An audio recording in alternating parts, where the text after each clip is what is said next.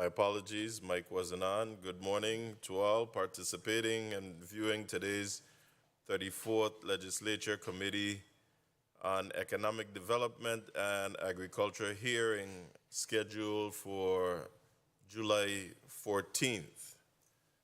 Again, good morning to all. Today's meeting has been called to ascertain information on the status of the former Limetree Bay Oil Refinery and to hear more details on the territorial agriculture plan developed by the University of the Virgin Islands through Act 8404. The refinery will be addressed in the first block, and I think it is important that we put forward that this is an informational session, not a court proceeding. There are also no bills, no permits, or agreements before us today. It's clearly an informational session. We are here to learn more about the new refinery ownership and their plans, which without question have potential for significant impact on the Virgin Islands and particularly here on the island of St. Croix.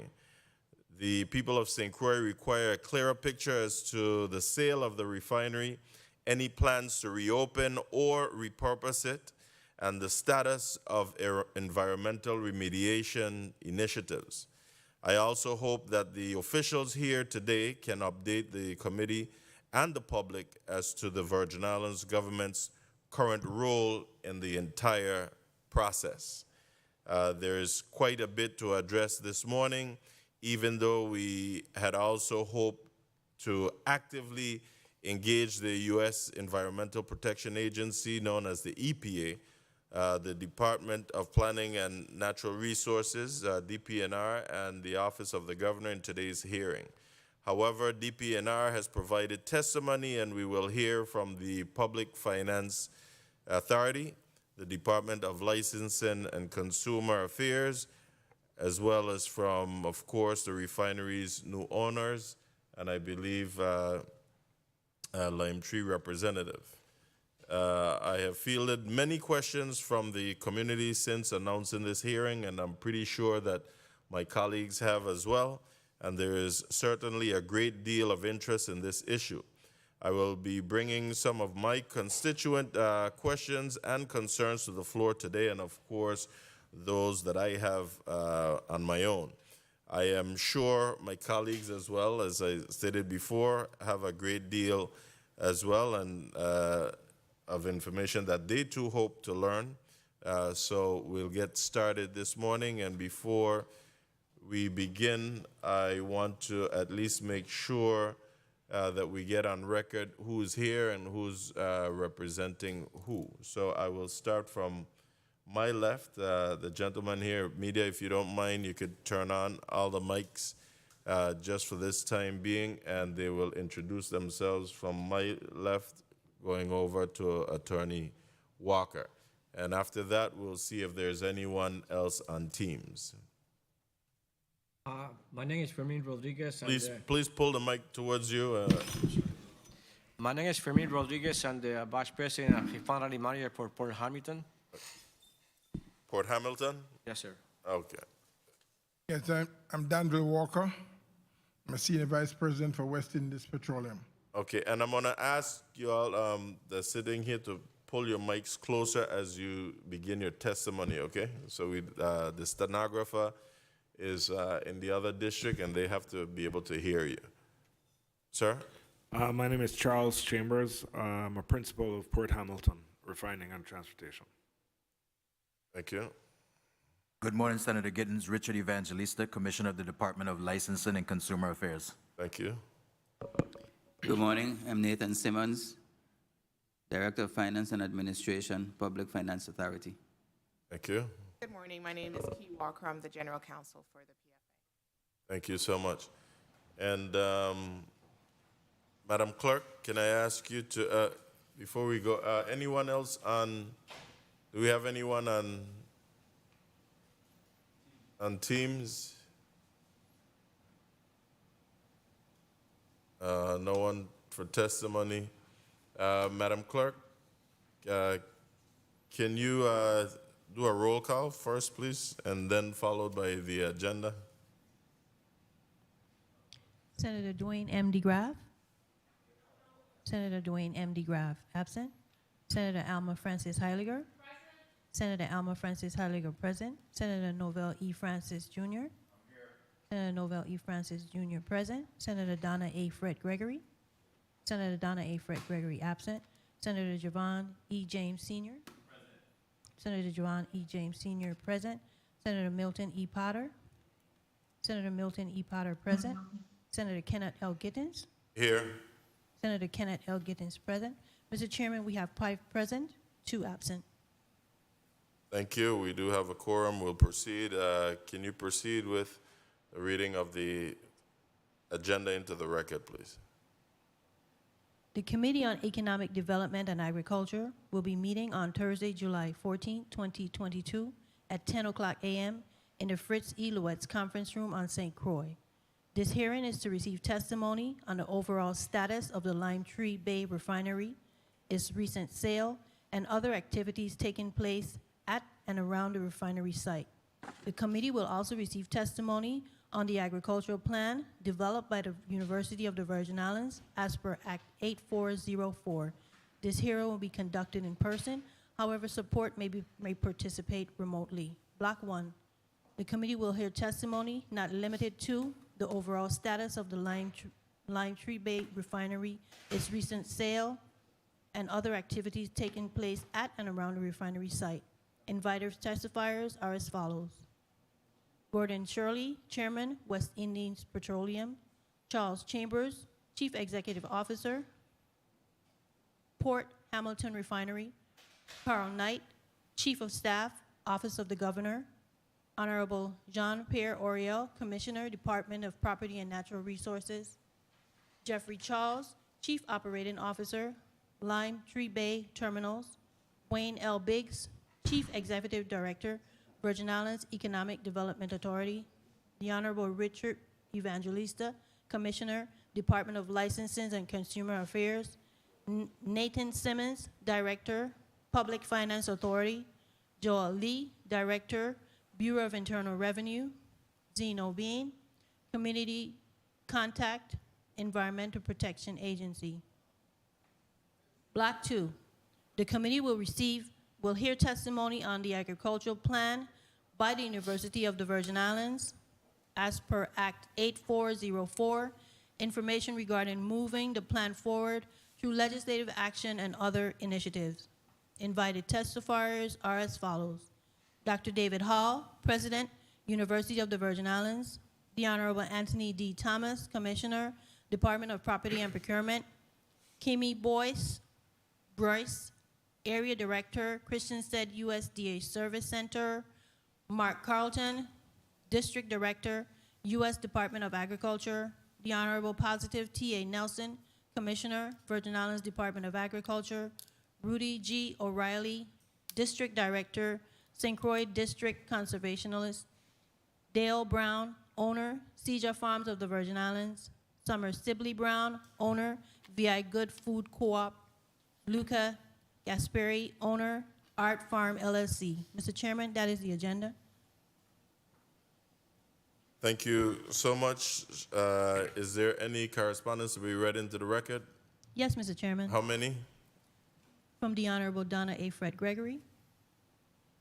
You may, just that one? And testifiers, absent, 4. You may proceed. No, you may proceed.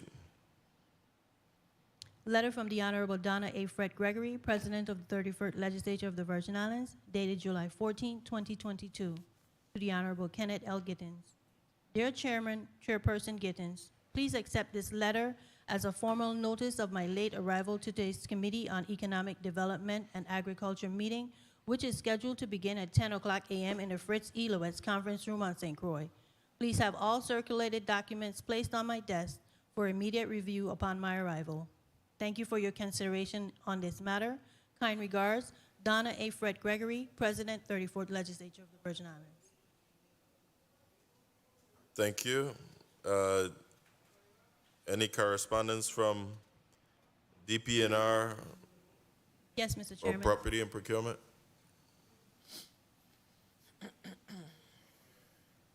You may proceed with the, is it an excusal letter or a testimony from DPNR? Excusal from DPNR. You may proceed with the DPNR correspondence. Department of Planning and Natural Resources, Jean-Pierre L. Oriel, Commissioner, dated July 12, 2022, to the Honorable Senator Kenneth L. Gittens. Dear Senator Gittens, my apologies for not being able to attend the hearing scheduled for July 14, 2022. However, I have previously scheduled meetings that prevent my attendance at this hearing. In an effort to assist with your hearing, I would like to provide you with the following update as relates to DPNR's responsibilities over the terminal and refinery facilities. As relates to the sale of the refinery, DPNR has had no involvement in this process.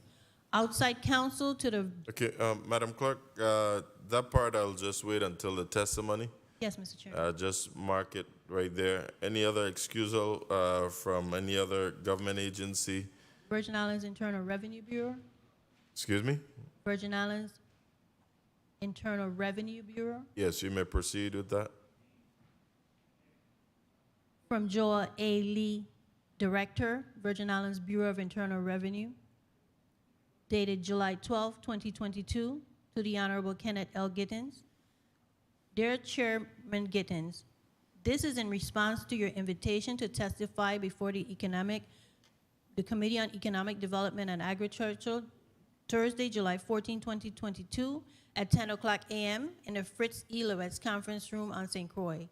This hearing is to receive testimony on the overall status of the Limetree Refinery, its recent sale, and other activities taking place at and around the refinery site. Based on the preview of the topics of the hearing, it appears that the Bureau of Internal Revenue will not be able to offer any valuable testimony since the Bureau is prohibited from disclosing taxpayer information pursuant to Title 26 U.S.C. 6103. Accordingly, the Bureau seeks to be excused from attending this committee hearing. Sincerely, Joel A. Lee, CPA.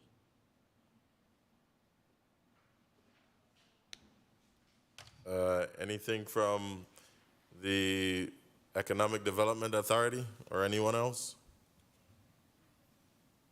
Environmental Protection Agency. You may proceed. Letter from Zine Bain, dated July 13, 2022. Good morning, Senator Gittens. I respectfully decline the invite to testify. EPA does not typically testify at local legislative hearings or endorse local or state legislation or resolutions, so I am unable to participate. But if you have any technical questions for EPA, we would be happy to provide a written testimony. Thank you, Zeno Bean. Thank you. And that concludes the correspondence. Yes, Mr. Chairman. Thank you. Any alibis, colleagues, questions before we begin the testimony? Hearing none,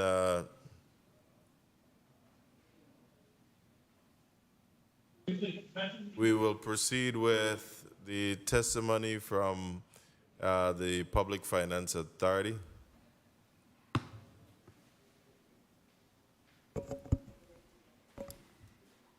Good morning, Honorable Senator Kenneth L. Gittens, Chairperson of the Committee on Economic Development and Agriculture of the 34th Legislature of the Virgin Islands. Other distinguished members of the committee, other members of the 34th Legislature present, fellow testifiers, ladies and gentlemen in the listening and viewing audiences. I am Nathan Simmons, Director of Finance and Administration at the Virgin Islands Public Finance Authority. I am accompanied today by Attorney Key Walker, General Counsel to the Authority. We also have joining us in the virtual conference Attorney Laura Lee Farrington, Staff Counsel and Chief Disclosure and Compliance Officer, and Carol Burke, Compliance Manager, Refinery and Terminal Operations and Distillery Agreements. Mr. Chairman, We appear today at your request to provide testimony on the overall status of the Limetree Bay Refinery, its recent sale, ownership, and other activities taking place at and around the refinery site. The authority has been charged with compliance oversight of the refinery operating agreement between the Government of the Virgin Islands and Limetree Bay Refining, LLC, which agreement was ratified by the 31st Legislature pursuant to Act 7806, as amended by Act 8072. In this regard, the authority undertakes limited financial auditing and payment confirmation activities and monitors compliance with certain requirements at the refinery, certain requirements of the refinery operating agreement. The authority is not tasked with, nor is it capable of, performing physical inspections, investigations, or site visits of the refinery or the terminal. Those compliance activities undertaken by the authority regarding the refinery operating agreement include the following: ensuring LBR, per Article 7.5 of the refinery operating agreement, contributes not less than $200,000 for training and scholarship for VI residents, provided, however, that LBR is deemed to have satisfied its obligations herein, so long as Limetree Bay Terminals is satisfying its similar obligation under Section 7.4 of the LBT amended and restated Terminal Operating Agreement. Ensuring also per Section 7.5 that LBR creates and operates at its cost additional training programs that will teach refining-related skills to qualified Virgin Islands residents. Ensuring LBR complies with its financial obligations per Article 8 of the Refinery Operating Agreement, which requires that LBR make a quarterly refinery payment after restart of the refinery. Ensuring that LBR, in any year in which it is conducting refinery operations, contributes a minimum of $300,000 per year, in addition to the $200,000 per year contributed for training and scholarships to charitable causes. Ensuring that LBR provides insurance naming the government as an additional insured as per Article 10 of the Refinery Operating Agreement. And finally, ensuring that LBR provides annual audited financial statements as per Article 15.1 of the Operating Agreement.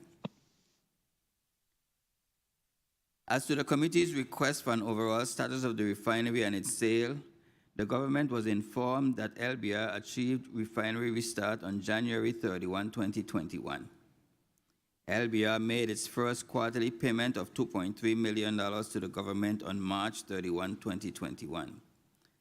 The next quarterly payment due from the refinery, which would have been in the amount of $2,493,151, was due on June 30, 2021.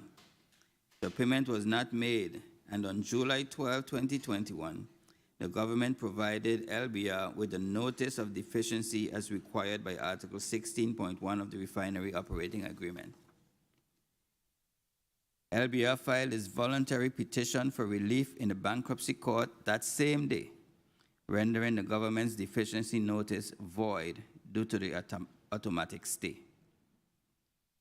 The filing of the bankruptcy petition followed a series of air emission incidents, after which the U.S. Environmental Protection Agency issued an emergency order to LBR to discontinue refining operations for 60 days. This shutdown order preceded LBR's June 21, 2021 notice to the EPA, indicating indefinite suspension of its plan to restart the refinery. The refinery closure impacted approximately 271 employees. LBR's Chapter 11 petition in the bankruptcy court in Texas was filed on July 12, 2021. Immediately subsequent to its filing, LBR filed a motion for the sale of its assets in bankruptcy. This process allowed for interested parties to examine LBR's assets and submit bids at an auction. The selected winner at the auction, which was held on November 18, 2021, was Croix Energy LLP, which submitted a proposal to restart production at the refinery. Croix Energy's bid included $20 million in cash and $14 million in assumed and avoided liabilities, less a $1 million expense reimbursement for Croix Energy. The unsuccessful bidder, Bay Limited, which had submitted a combined bid with Sabin Metal Corp., challenged the $33 million lead offer for the facility, arguing that their competent proposal to dismantle the facility was better for the local population, and further, that its combined bid of up to $39 million amounted to a far higher offering than the Croix Energy offer.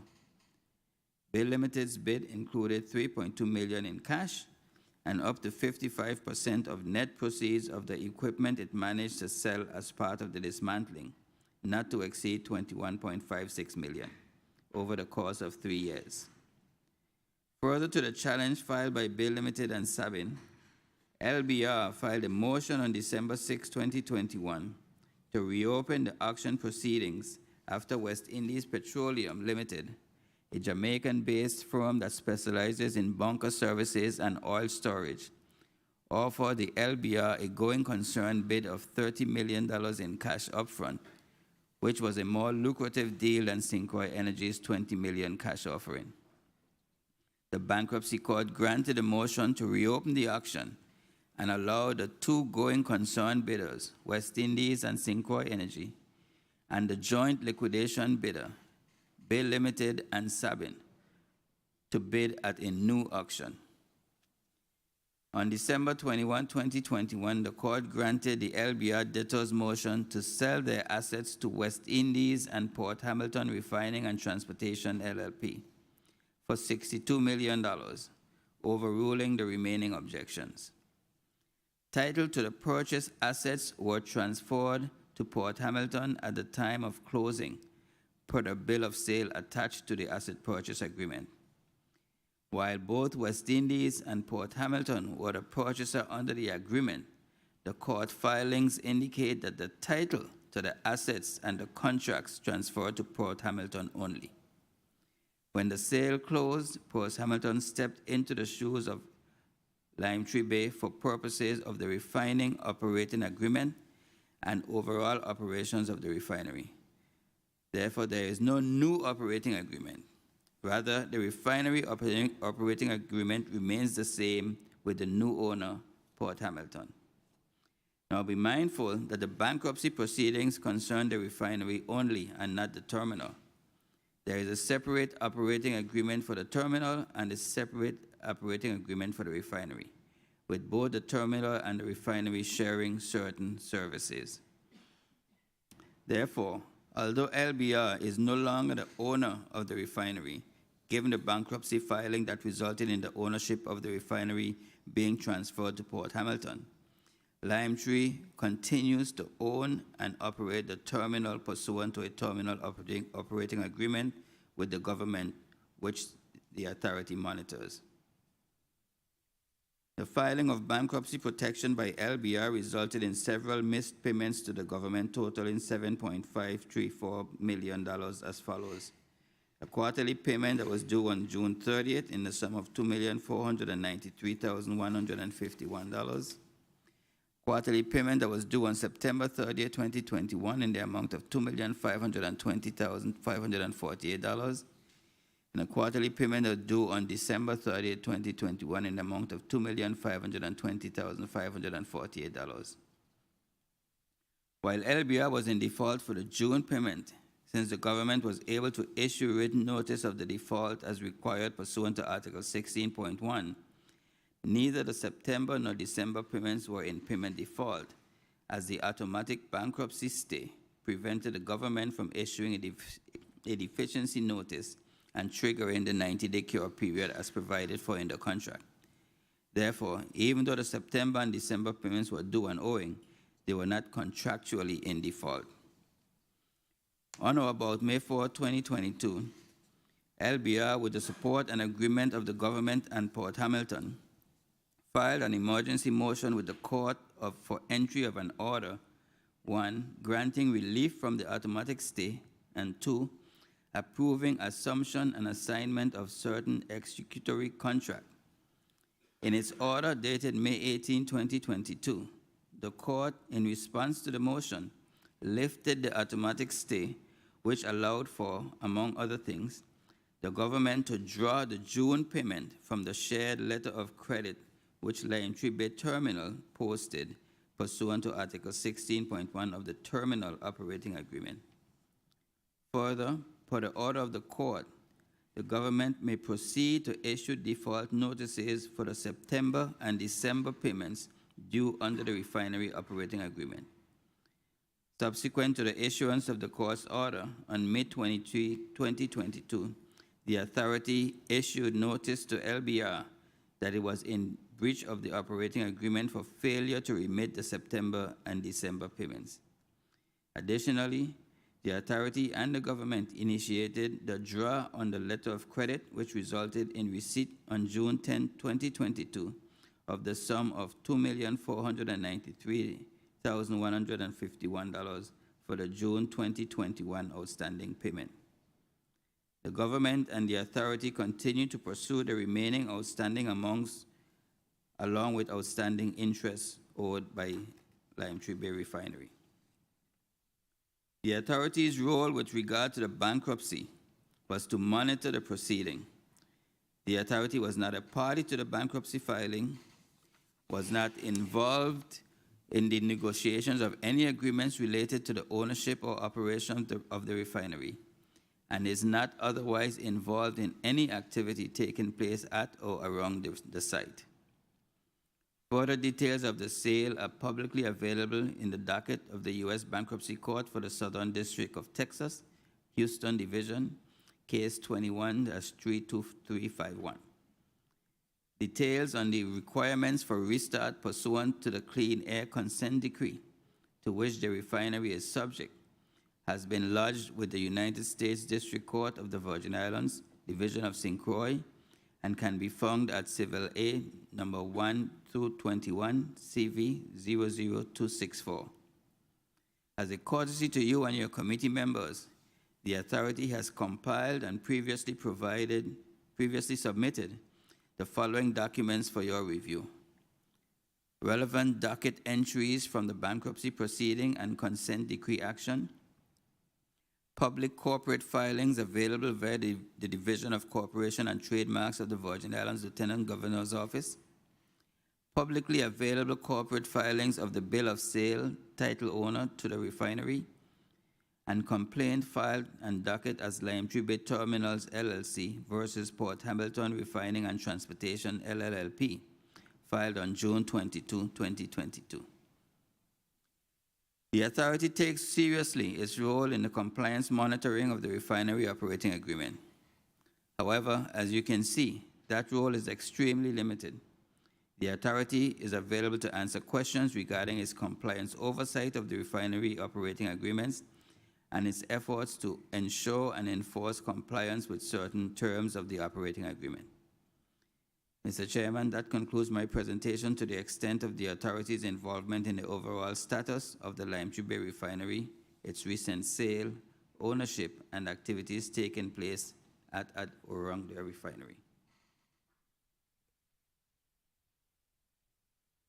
Thank you, Director Simmons. You stated that you have at least two persons on the line, that of Attorney Farrington, Staff Counsel, and Carol Burke. Carol Burke, Compliance Manager. Are they on? Can we just do a systems check quickly before we move to the next testifier? Just put your name and title on the record just so we could make sure we have good communication.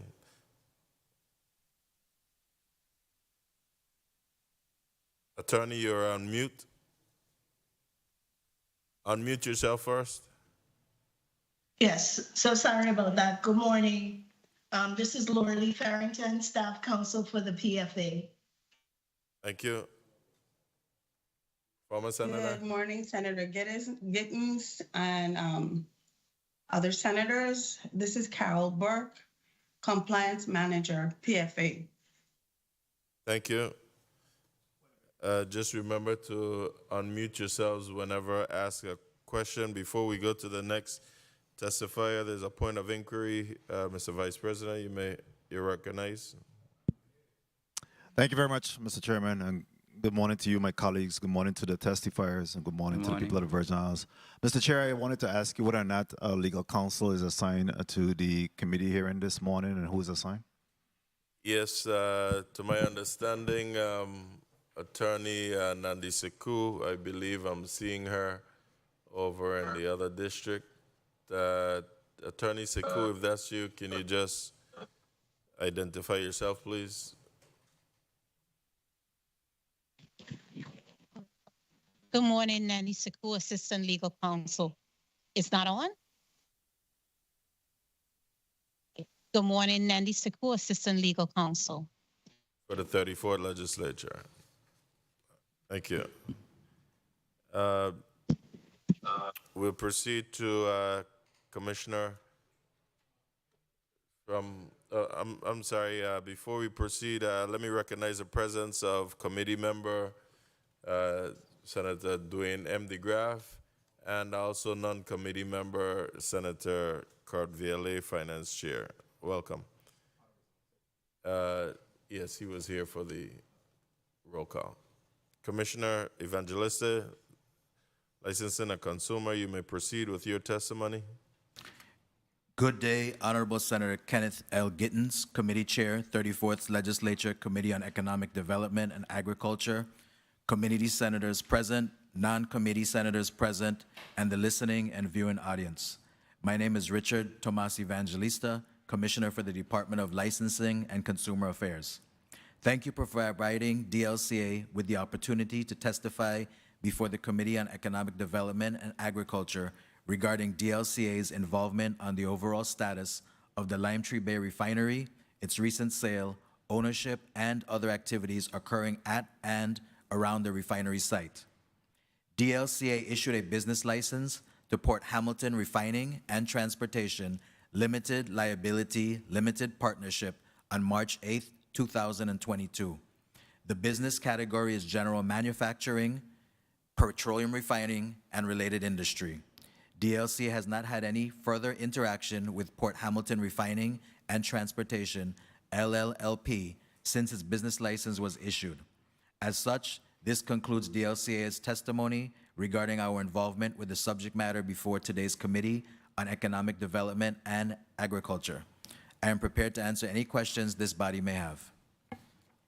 Thank you, Senator Gittens. Thank you, Commissioner. We proceed with Mr. Rodriguez, Port Hamilton Refining. Good morning, Senator. You represent, let me be clear, pull the mic close to you, please, and if not, you could take the mic out of the stand.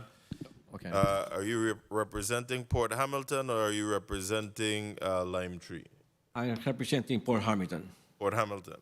Yes, sir. Okay. Pull the mic closer to you, please. Okay. Good morning, Honorable Senator Kenneth Gittens and other senators and people that are connected to the internet. My name is Fermin Rodriguez. I have been appointed Vice President Acting Refinery Manager for the refinery.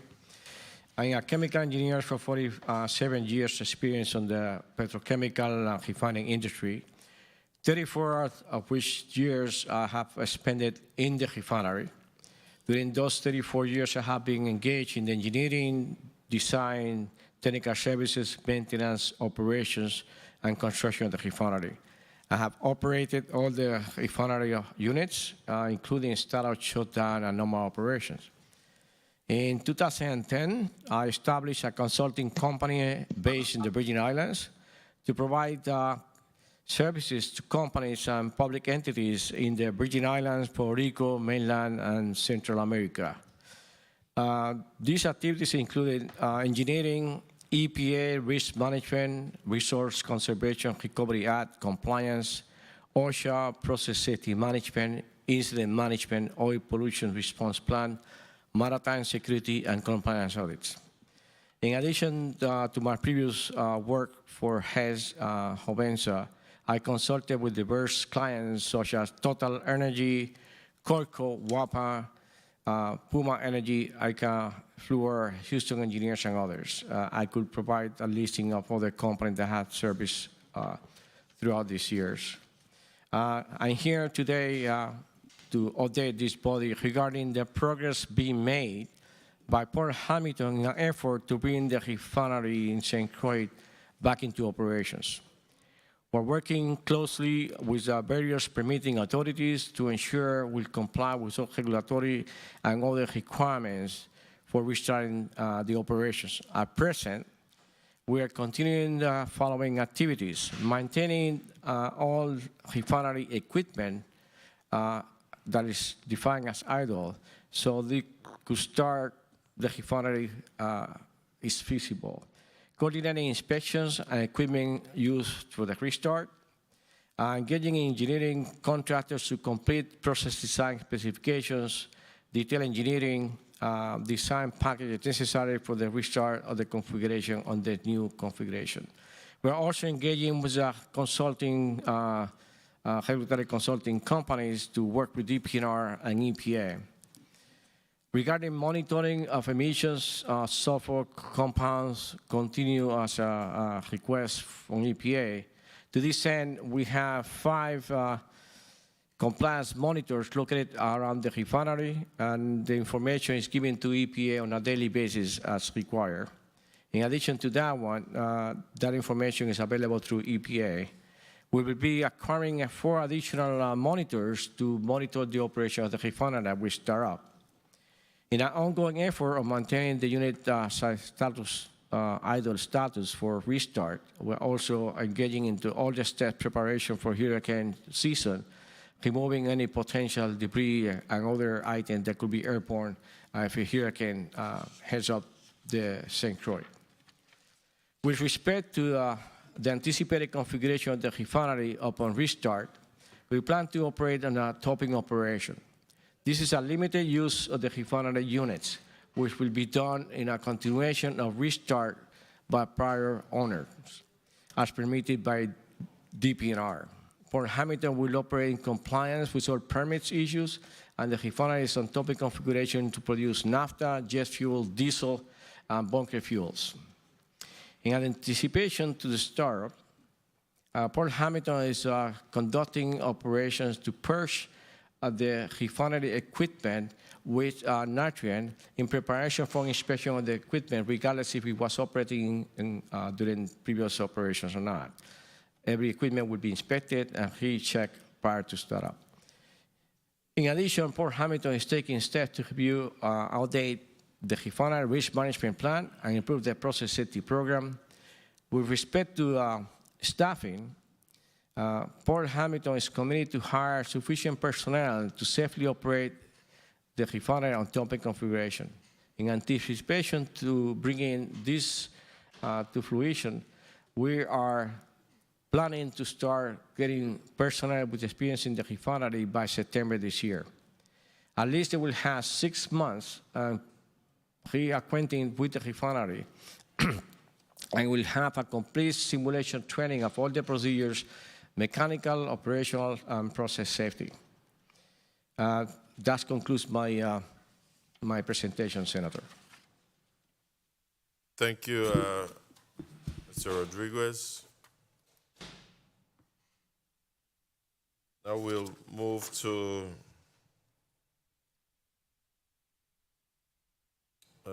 your name again, sir? I'm sorry. Yes. Walker.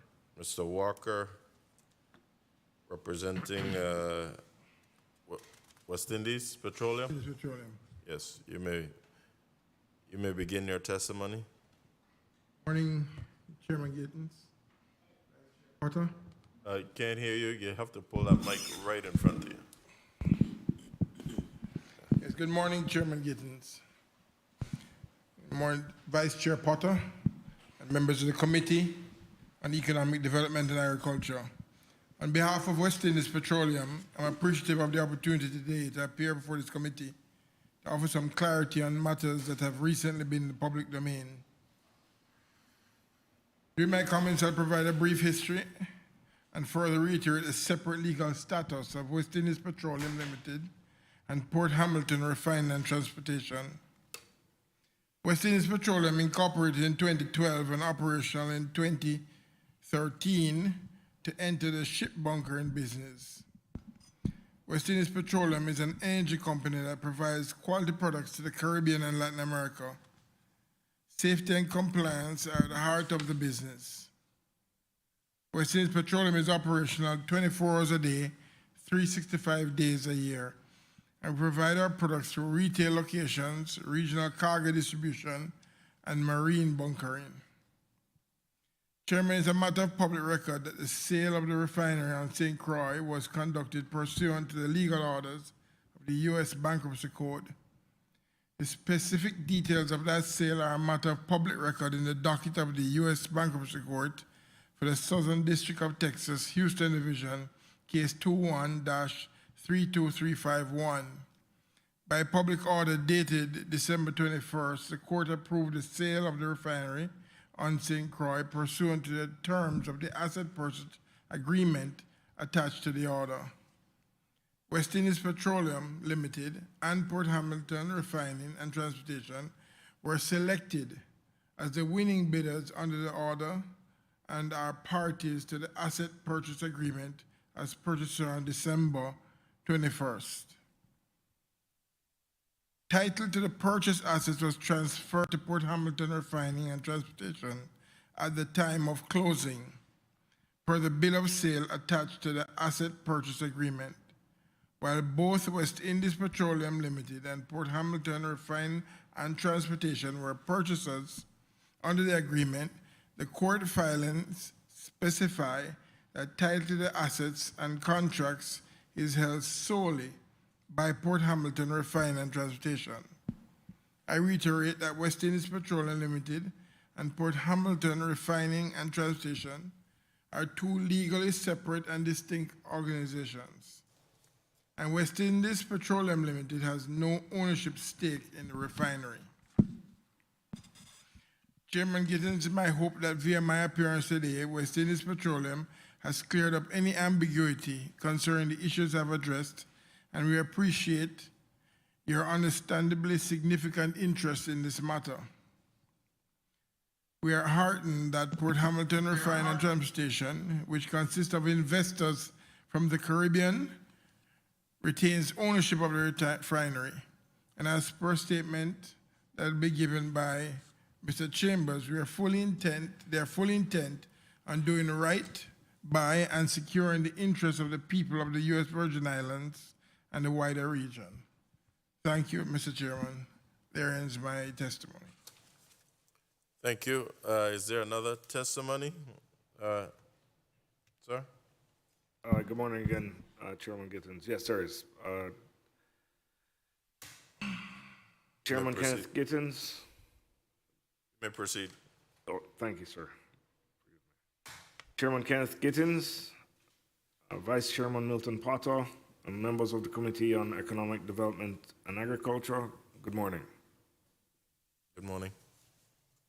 On behalf of Port Hamilton Refining and Transportation, I wish to thank you for the opportunity to appear today before the legislature of the U.S. Virgin Islands to discuss our ownership of the refinery on St. Croix and give an update on our exciting plans for the facility. We are grateful to the committee and to your colleagues in the 34th legislature for your interest in this matter and your support in our efforts to enhance economic development for the people of the United States Virgin Islands.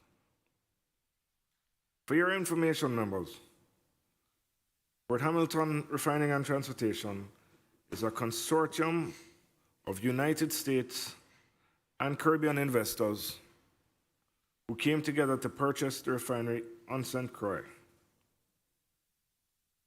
I am part of a group that is the largest shareholder of Port Hamilton Refining and Transportation.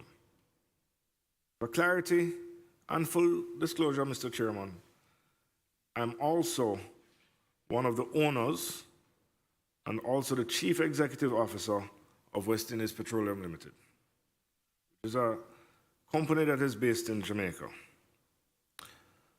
However, I appear before you today primarily in my capacity as lead principal of Port Hamilton Refining and Transportation, which is a totally separate legal entity from West Indies Petroleum. Chairman and members, facts surrounding the purchase of the refinery in St. Croix are as follows.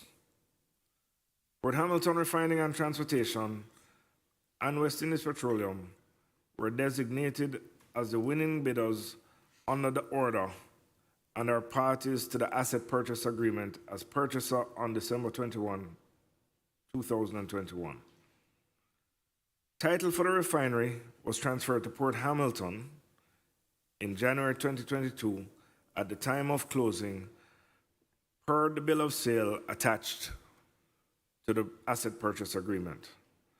So while both WIP, West Indies Petroleum, and Port Hamilton were purchasers under the agreement, the court filings specify that title to the assets and contracts is in Port Hamilton Refining and Transportation's name. In January 2022, Port Hamilton successfully closed the sale and thereby completed the acquisition of the refinery on the south shore of St. Croix. Danville Walker, Senior Vice President of West Indies Petroleum, is here today and has provided a statement on behalf of WIP, while I will focus on Port Hamilton and our intentions for the refinery on St. Croix. Chairman, Port Hamilton Refinery and Transportation appears before you today at a time when there is much conversation across the region, and indeed the world, about record high gas prices and accompanying concerns regarding inflation. We are sensitive to the fact that our proprietorship of the refinery on St. Croix places us in a unique position to assist with addressing these issues, both within the U.S. Virgin Islands and across the Caribbean region, including the United States.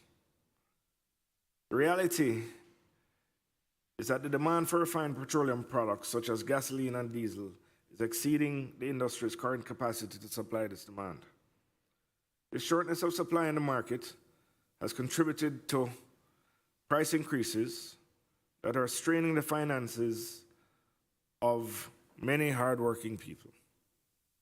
Our objective is to restart the refinery on St. Croix in a safe and environmentally sound manner, which we hope will help to alleviate this tight supply situation. For emphasis, Chairman and members, we reiterate our commitment to the safe and environmentally sound restarting of the refinery at 180,000 barrels per day of production amidst the current tight supply environment, particularly in the United States and the Caribbean. Port Hamilton Refining and Transportation has a good opportunity to quickly bring new supply to the market with refinery production that is both inside the United States and the Caribbean. We are continuously pushing within the international investment community towards ensuring that the Port Hamilton refinery is restarted in the shortest possible time, which we think will be by the second quarter of next year once financing is secured. Port Hamilton Refining and Transportation takes very seriously our role and opportunity to be partners with the St. Croix community.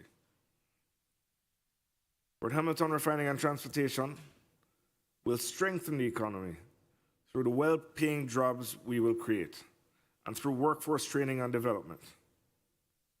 We hope that in September 22, we'll be able to commence phase 1 hiring as we push towards the restarting of operations of the refinery on St. Croix, which we expect will create a great many number of jobs for the people of St. Croix. By way of update, Chairman, conversations are underway with local and federal regulators and a host of other critical constituents in order to ensure the safe and environmentally friendly and quick restart of the refinery. For nearly 50 years, the refinery produced up to 650,000 barrels per day and was a critical asset in the United States and the Caribbean fuel supply chain. Those years were a boon for the economy of the U.S. Virgin Islands, which can be realized again in the future with a restart of the refinery. St. Croix's strategic location and the Port Hamilton refining and transportation restart could significantly aid in economic sustainability for the U.S. Virgin Islands and aid in energy policy and national security for the United States. In addition to supply to the Caribbean, the refinery could supply the east and Gulf coasts of the United States, service delivery fast, and be an integral part of increasing the supply of fuel and energy products. We are aware and sensitive to the fact, Mr. Chairman and members, that over the last 10 years, the people of the U.S. Virgin Islands have endured multiple hardships and have negatively impacted the economy, from the refinery shutdown in 2012, Irma and Maria, and back-to-back hurricanes in 2017, and 2 years of COVID-19. Through it all, U.S. Virgin Islands have been hardworking and resilient. It is with this resilience that we will recover and play our part in helping to transform the territory together. We're happy to have been given the opportunity to provide an update in this August forum concerning Port Hamilton Refining and Transportation's ownership and plans for St. Croix in the United States Virgin Islands. Chairman and your members, do accept the assurance of our highest consideration. Thank you. Thank you, Mr. Chambers, and I do believe that this now concludes the testimonies to be provided, as the others are not present with us. At this time, we'll take a 3-minute recess and return so that we can open the floor to colleagues so that we could have an interaction. The committee will recess for 3 minutes.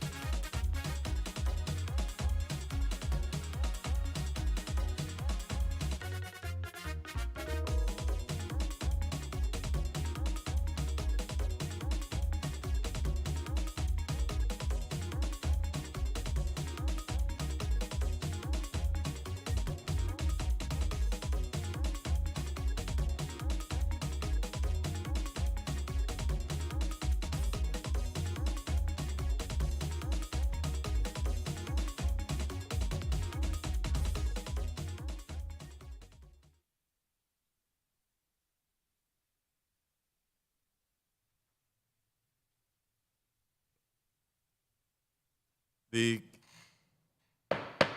Committee on Economic Development and Agriculture for Thursday, July 14, 2022 is back on record. Before we go to the discussions, I believe the clerk has another 3 correspondence to be read into the record. You may proceed. State from whom first, and then proceed with the reading. Yes, Mr. Chairman. Letter from Jean-Pierre Auriel, Commissioner, Department of Planning and Natural Resources, dated July 12, 2022. Dear Senator Gittens, my apology for not being able to attend the hearing scheduled for July 14, 2022. However, I have previously scheduled meeting that prevents my attendance at the hearing. In an effort to assist with your hearing, I would like to provide you with the following update as it relates to DPNR's responsibilities over the terminal and refinery facilities. As relates to the sale of the refinery, DPNR had no involvement with this process. Outside counsel to the government of the Virgin Islands is monitoring the sale and compliance with mandates as outlined by the bankruptcy court. As a result of the sale, however, the consent decree that was first entered in a Clean Air Act enforcement action that was against Hovenza in 2012, subsequently modified and assigned to Limetree Bay in 2016, and then again modified in December 2021 to address refining operations, must once again be amended to reflect revised ownership of the refinery. This process is being coordinated by the U.S. Department of Justice on behalf of the U.S. Environmental Protection Agency, with the government of the Virgin Islands as co-plaintiff. With respect to the resumption of refining operations, DPNR has not received any correspondences from Port Hamilton Refining and Transportation LLLP with respect to a plan outlining the steps that will be taken to resume their activities. DPNR is working collaboratively with the EPA to receive and process any request. In February 2022, DPNR was notified by EPA that PHRT contacted them to have preliminary discussions regarding addressing the 303D emergency order issued by the EPA in May 2021. PHRT indicated that the information to be submitted is to be considered confidential business information, and both DPNR and EPA had to agree for it to be treated as such. Since this February correspondence, we have not received any information from PHRT or the EPA regarding the resumption of refining operations. We are aware, however, that PHRT has been in communication with EPA and the U.S. Department of Justice regarding the restart of the refinery, including with respect to PHRT's assumption of the consent decree and joint stipulations resolving the 303D emergency order, among other matters. But DPNR has not been party to these discussions. With respect to the terminal operations, Limetree continues to be in contact with DPNR. Our last inspection of the facility was completed in tandem with EPA representatives in May 2022. The focus of the inspection was for compliance with air pollution control requirements. No non-compliance issues were recorded in or observed during this inspection. In May 2021, a joint inspection was completed for compliance with water pollution control requirements. Limetree is currently compliant in that they are operating under the terms of a permit that was administratively extended in August 2012. However, Limetree has been notified that it needs to renew its WPC permit with the department. In addition to PHRT, has been notified that it will also be required to obtain its own WPC permit. PHRT is given permission by Limetree, will be granted limited coverage on the Limetree Terminals WPC, as there is shared infrastructure between them. However, it has been made clear that each party will have to have an independent permit approved by the department. PHRT will also have to obtain their own Title V permit, which regulates air emissions within the territory. Lastly, as it relates to other activities taking place related to the facility, the Hovenza Emergency Response Trust continues to implement the cleanup activities on the designated parcels.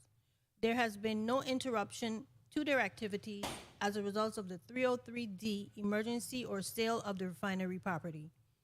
This is the extent to which we can provide any detail that it relates to the terminal and refinery properties at this time. As we receive more information from the applicants, we will be able to provide updates to the community accordingly. Sincerely, Jean-Pierre L. Oriel, Commissioner, Department of Property and Natural Resources. Letter from Wayne Biggs Jr., Chief Executive Officer, Economic Development Authority. Dear Honorable Senator Gittens, I am in receipt of your invitation to provide testimony to the Virgin Islands Economic Development Authority's involvement on the overall status of the Limetree Bay Refinery, its recent sale, ownership, and other activities taking place at and around the refinery site in the Frits E. Lawaetz Conference Room at the U.S. Virgin Islands Legislature on St. Croix, United States Virgin Islands, at 10:00 a.m.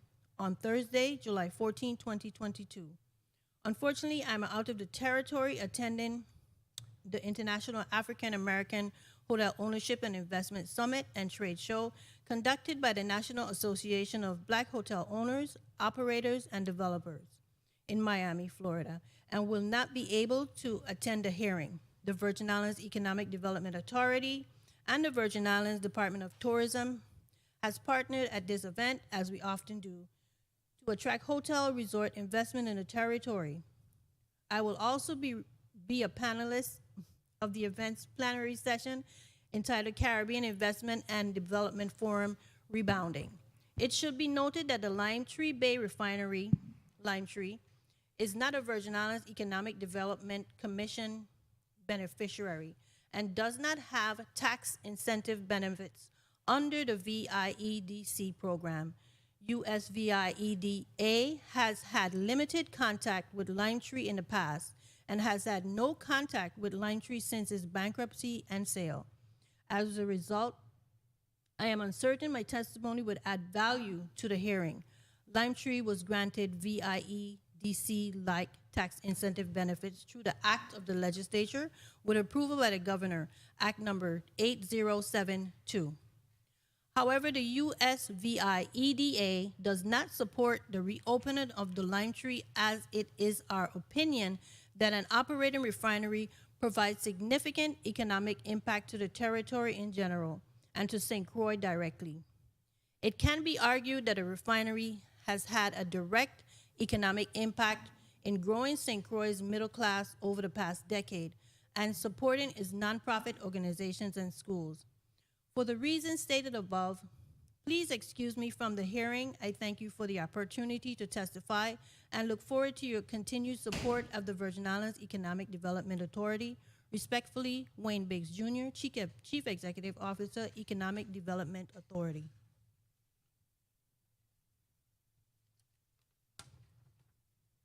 Letter from Jeffrey Charles, Chief Operating Officer, Limetree Bay Terminals, LLC, dated July 7, 2022.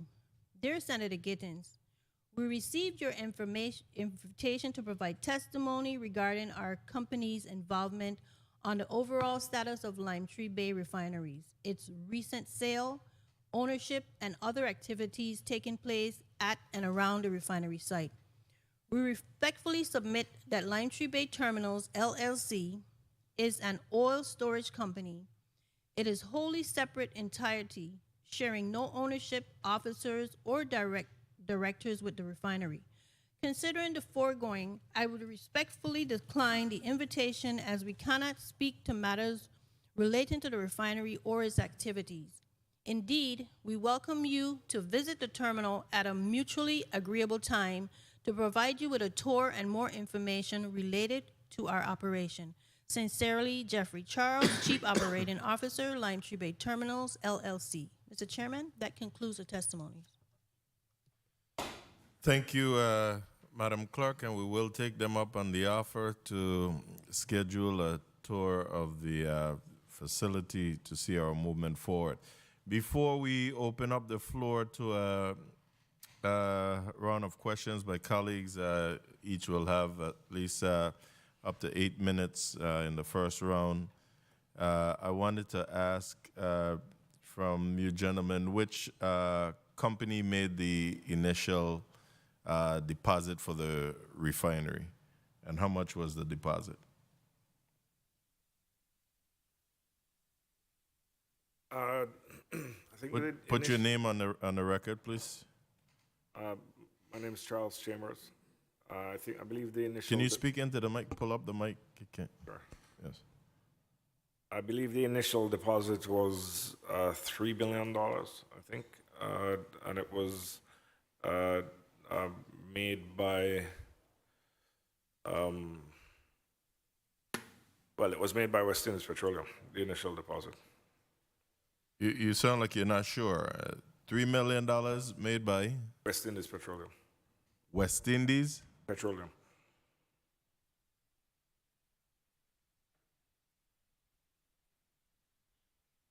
and not Port Hamilton, but by West Indies Petroleum, $3 million. And can you explain to me the exactly what a flare gas recovery system is? The U.S. EPA indicated that a flare gas recovery system must be installed. I'll direct, I think Mr. Fermin Rodriguez is best able to answer that question. Flare gas recovery system is a system that is put in the tail end of the process unit. Just in case there's off gas or releases from the unit, it could be recuperated and put back into the fuel gas system and fuel gas consumption. So this is to prevent excessive hydrogen sulfide and sulfur dioxide emissions like what we experienced recently. That is to recover the gases, not necessarily the half H2S or SO2 emissions as it was before. This is for all gases that are in composite that one doesn't have to have H2S. But it's to recuperate back in the system if there's a constant flow to the system. We don't anticipate that because the conditions under which that was triggered are not conditions that are going to be in operation. So you have not taken steps to ensure that you install any of these systems, or have you? No, steps have been taken to prevent any releases to the flare. What I'm trying to say is that there's a need to operate the refinery and our units at specific conditions to avoid any release to the flare. That particular gas recovery system is to recuperate any excess material that might go to the flare and put it back in the fuel gas system. Okay. Thank you. Point of inquiry before we go to the first senator, who will be Senator Francis. Point of inquiry, Senator Viale, you're recognized. Thank you, Mr. Chair. Good morning to the people of the Virgin Islands. Good morning, colleagues. Good morning to the testifiers. Through the chair to legal counsel, is the refinery operating agreement that was ratified by the legislature transferable in a bankruptcy proceedings, or do you need a new contract? Through the chair to legal counsel.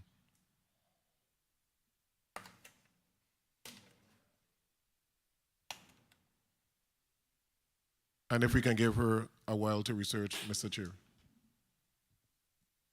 You may proceed, and if you need time to research, we'll do that. You can respond, Attorney Siko.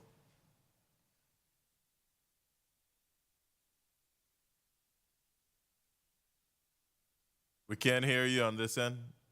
Is your mic on? Okay. Good morning. Through the chair to Senator Viale. In the bankruptcy documents, I do not have the agreement because in the act that this legislature, the 31st legislature had ratified the agreement, the attachment was not there, but pursuant to the bankruptcy agreement, it does say that the purchasers will assume the contract. So I would have to further investigate the actual agreement that was signed by the government of the Virgin Islands. Thank you, Attorney Sekou. We'll proceed with Vice President Senator Novelli Francis Jr. You're recognized for your 8 minutes. Thank you very much, Mr. Chair, and good morning to everyone. And I want to thank you all for your testimony this morning. And I want to say that I come from a position where, one, I have lived downwind from Hovensa and Limetree, and two, I am a cancer survivor, and three, I have traveled to Boston to have discussion back when there was some consideration for the Limetree Bay terminal to, again, try to attract and encourage the Limetree Bay Refinery. So I come from a position where I try to have a balanced discussion in respect to economic development as well as health and safety. So I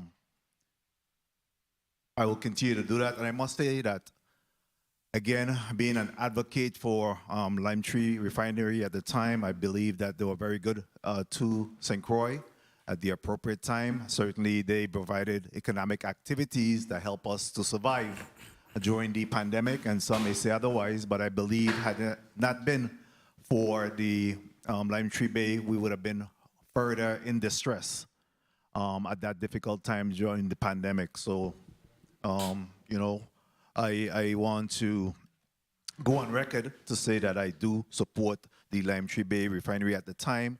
However, I do have certainly some reservation regarding the safe emissions, coming out of the terminal, whatever, I mean the refinery, in whatever form of ownership that it now possesses. So talking about that, I too had a concern in regards to the operating agreement. Mr. Simmons, in your testimony, you seem to indicated that it is transferable. From what position do you take that, in fact, the operation agreement is transferable? Good morning. Attorney Walker could respond, but I don't think I said it was transferable. I think the court order grants to Port Hamilton the assumption of the agreement, but Attorney Walker can further explain. So let me further clarify my question then. What is the position of the government in respect to whether or not the current Limetree Bay terminal and refinery, or refinery and terminal operation agreement, let's focus on the refinery operation agreement in specific, whether or not that is in fact transferable? The government supported the transfer. So as part of the bankruptcy proceeding, there was a Let motion. me, again, my question, and if you could just speak into the mic, it's not whether or not the government support it. Is the agreement indicates that it is transferable or it's not transferable?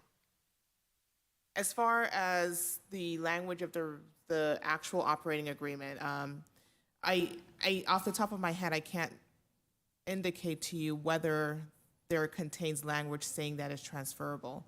But whether it did or not, it wasn't necessary for the bankruptcy proceeding. So as part of the bankruptcy proceeding, the contracts were assigned to the purchaser. So, and as far as whatever the government's position was, the government supported the transfer or the assignment of the operating agreement to the new purchasers. Very well, and clearly the operating agreement had to have been ratified by the legislature at the time. Correct. So even if it's the government position, then they still have to come back in some way, shape, or form to the legislature for ratification of this transferable agreement that you believe that's in place, correct? I believe that's disputable. I believe what you had at the time of the bankruptcy proceeding was an active agreement. The way that the bankruptcy proceeding worked is that there was an auction and there was a new purchaser, and there were provisions made to make sure that creditors, because the government was a creditor at the time, were protected. Those protections were built into the bankruptcy proceeding, and the agreement was assigned. In the assignment of the operating agreement, all of the monies that were owed to the government were taken care of. the government was protected. So as far as whether there could be an argument made that the bankruptcy proceeding didn't have, could not have, or the bankruptcy court could not have authorized the assignment of the agreement without ratification of the legislature, that is not the position of the government, because clearly the government agreed to the assignment or allowed the assignment. The bankruptcy proceeding was public. There was no objection to the operating agreement being assigned. There was notice as far as the potential for the operating agreement being assigned, and no objection was raised. All right. Again, it is disputable, so we'll continue to vet that as we move along. Mr. Simmons, you mentioned that in fact that there's still some pending payments that is owed to the government of the Virgin Islands. I think you mentioned about June 2021 was the last such payment. Can you tell me what's the amount owed at this point to date? The amounts owed would be the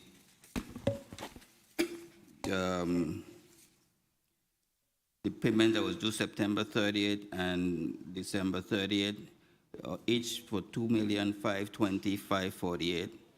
So that would be $5,041,096 apparently.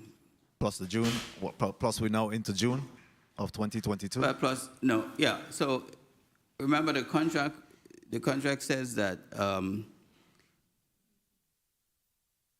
the payment would be based on the volume of refinery operations. So they only had refinery operations for 1 quarter of the year. But the volume was such that our position is that it exceeded the minimum payment that would have been due for the entire year. All right, let's But now if you go into the next year, then there is no refinery operations by which to collect. Very well. Let's move on from there because that's not important at this point. Well, it is important, but I'm saying that we're more concerned with what's happening now. And I wanted to ask, Mr. Chambers, you mentioned that in fact you're the CEO of West Indies Petroleum. Yes, sir. And there was a representation made to the bankruptcy 1 minute. court in regards to both the West Indies Petroleum Limited as well as Port Hamilton at the time that you were negotiating this deal for the acquisition of the refinery? No, sir. Who was it? West Indies solely, or West Indies and Port Hamilton? It was made very clear to the bankruptcy court that West Indies Petroleum would never, in its dispensation as West Indies Petroleum, be an owner of the refinery. That shareholders of West Indies Petroleum would be shareholders of the special purpose vehicle that would become the owner of the refinery. This was discussed with the bankruptcy court. I'm not sure if it was exactly a public hearing, but there were at least, I don't know, I think what appeared to be about 150 people present at the time. And I made it as clear as I could make it that West Indies Petroleum itself would never be an owner of the refinery. And ultimately, as is the case, Port Hamilton, the asset was transferred to Port Hamilton, and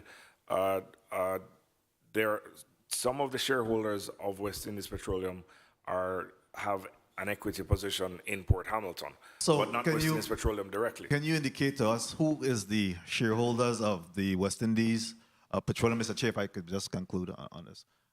You may. If you could just indicate to us who are the shareholders of West Indies, as well as who is the shareholder of Port Hamilton. The shareholders of Port Hamilton, there are several U.S. companies and Mr. Chambers, yes, sir. I'm asking you a straightforward question. Who are the shareholders? Don't tell me about who are the shareholders? That's a simple question. Well, they're companies. Companies. Who are the companies? I'm sorry, sir? Who are the companies? Can you indicate to us who are the companies that make up Port Hamilton and who are the companies that make up West Indies Petroleum? I think that's a very straightforward question. I suppose it is. You know, there's a company called GTC, and to be honest, I mean there are several companies, and well, my time has been called. I didn't bring the list of the companies. My time has been called is obvious that again the same dishonest representation that was made to the court is being made here today. I'm sorry, sir? The same dishonest representation that had been made to the bankruptcy court is being made here today. You simply will ask a simple question: who are the shareholders? Who are the companies that make up Port Hamilton? You're going all around the Mayberry bush in respect to that. Again, you know, I don't understand that, but my time has been called, so thank you for your non-response. If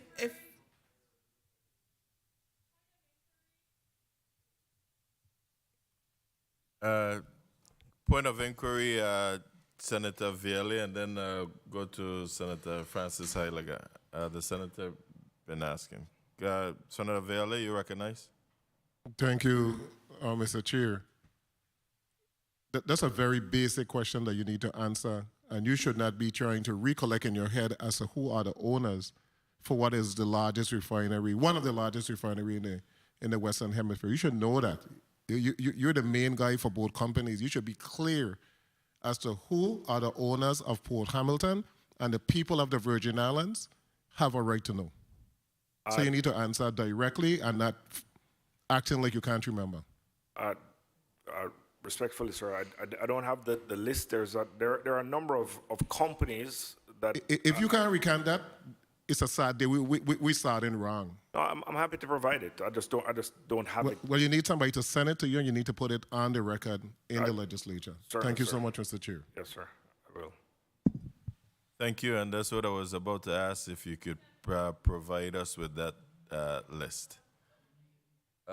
Senator Francis Heiliger, you recognize for your point of inquiry. Thank you, Mr. Chair. That actually was my point of inquiry through the chair, to request of Mr. Chambers to provide us with a listing of all the owners of the refinery Hamilton as well as West Indies Petroleum. Thank you. Thank Mr. you. Chambers, do you believe we can get that before the hearing concludes?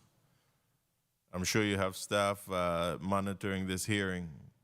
Well, I'm not sure that I do have staff monitoring the hearing, but I can try to get it to you before the end of the You hearing. have staff sitting here with you that can do that follow-up? All right. But I can provide it to the committee. I'm not sure if I can do it before the end of the hearing, but I can certainly get it to you, sir. Thank you. Point of information, Senator James. Thank you, Mr. Chair. I highly recommend, and just a suggestion to the committee, I think we should take a recess to have these guys get these documents. It shouldn't take no more than 2 to 5 minutes, and then we get back on board, because we're just having a blind conversation here today. Thank you, Mr. Chair, for the time. Thank you. It's my understanding that according to the court order authorizing the sale, West Indies Petroleum and now I suppose Port Hamilton must pay, I think, somewhere around $7.5 million debt owed to the government. Who is going to pay this debt? Or has, I think PFA representation said that these are missed payments. Are you responsible, according to the court order, to pay the $7.5 million owed to the government of the Virgin Islands? My understanding is that because at the moment the refinery is not in operation, that from the moment that we took it over, that those payments would only become due and payable when the refinery does restart. It's idled at the moment. And so the payments that were due before were due, and I believe that what happened is that there was a letter of credit that was in place, and I believe that those payments were called upon by the government through that LC, sir. So you do agree that you would owe this $7.5 million to the government of the Virgin Islands? No, sir. What I'm saying is that under the bankruptcy, we acquired the entity free and clear of all liens and encumbrances before the point of our acquisition. However, I get the impression that there may be money that was owed to the government before we acquired it, and as far as I'm aware, there's an LC that was in place, and I believe it's being called upon in order to satisfy the amounts that were owed before we acquired it, sir. Okay, I thought I heard my counsel clearly that the company will assume the contract. However, we'll proceed in the essence of time. Senator Giddens, may I complete my response regarding the operating agreement that was posed, the question that was posed by Senator Francis? You may. Section 19.2. Put your name and title on the record again, Sure. please. Key Walker, General Counsel, PFA. Section 19.2A2 essentially provides that the operating agreement shall not be assignable except, and it lists certain exceptions, and one of those is an entity that acquires all or substantially all of the refinery operator's business or assets. So the language of the ROA also allows for the assignment of the agreement in a bankruptcy proceeding, or any proceeding that would allow for a new owner to acquire all of the operator's business or assets, and that's what occurred here. Thank you. You know, I don't mean to put my good friend on blast here, but I too would really like to get that list, and I think that you have someone working on your staff sitting right behind, an able individual. If you can let her get that information. She works for one of them, and I'm saying that you can ask her to get that information for us. We'll proceed to Senator Francis Heiliger. You're recognized for your 8 minutes. Hi. Good afternoon. Well, we got 4 minutes before afternoon. Good morning to my colleagues, to the testifiers, to the people of this territory, and to the staff. The first set of questions I just need some clarity on had to do with earlier when they spoke about the transfer, it said the government was fully aware during the bankruptcy proceedings that this transfer was taking place. But unfortunately, as part of the public, as even a senator, first term in this 34th, how the public seems to have the perception is that this is just something that blindsided the government of the Virgin Islands. But based on what you shared, I think Mr. Chambers is your name? Yes, ma'am. You did share that the government was fully aware and on board and co-signed on it. Could you elaborate a little bit in regards to that?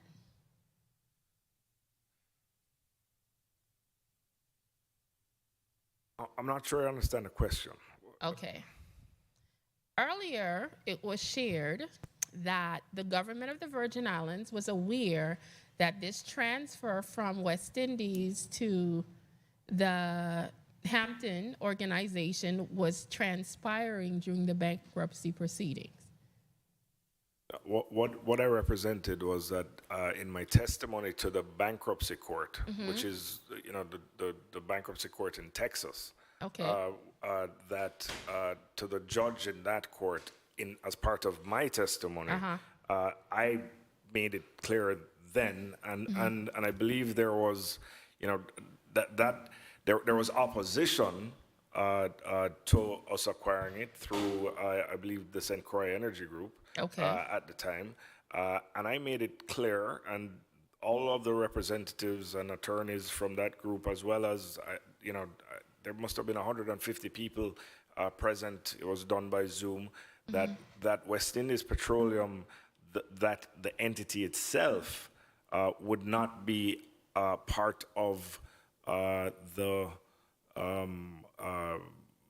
as a legal entity, not an owner of the refinery. That and that we would be. Do you recall if any representatives from the government of the Virgin Islands was there, or was it strictly just those dealing with the bankruptcy directly? I was testifying before the bankruptcy court in the District of Texas. Well, thank you. In regards to the refinery, there was an issue that happened in 2021 when it referenced some oil leaks. Do you know specifically, has that issue been completely resolved? It affected some homes, et cetera. Do you think something like that would happen again? What is your knowledge in regards to that? Well, first of all,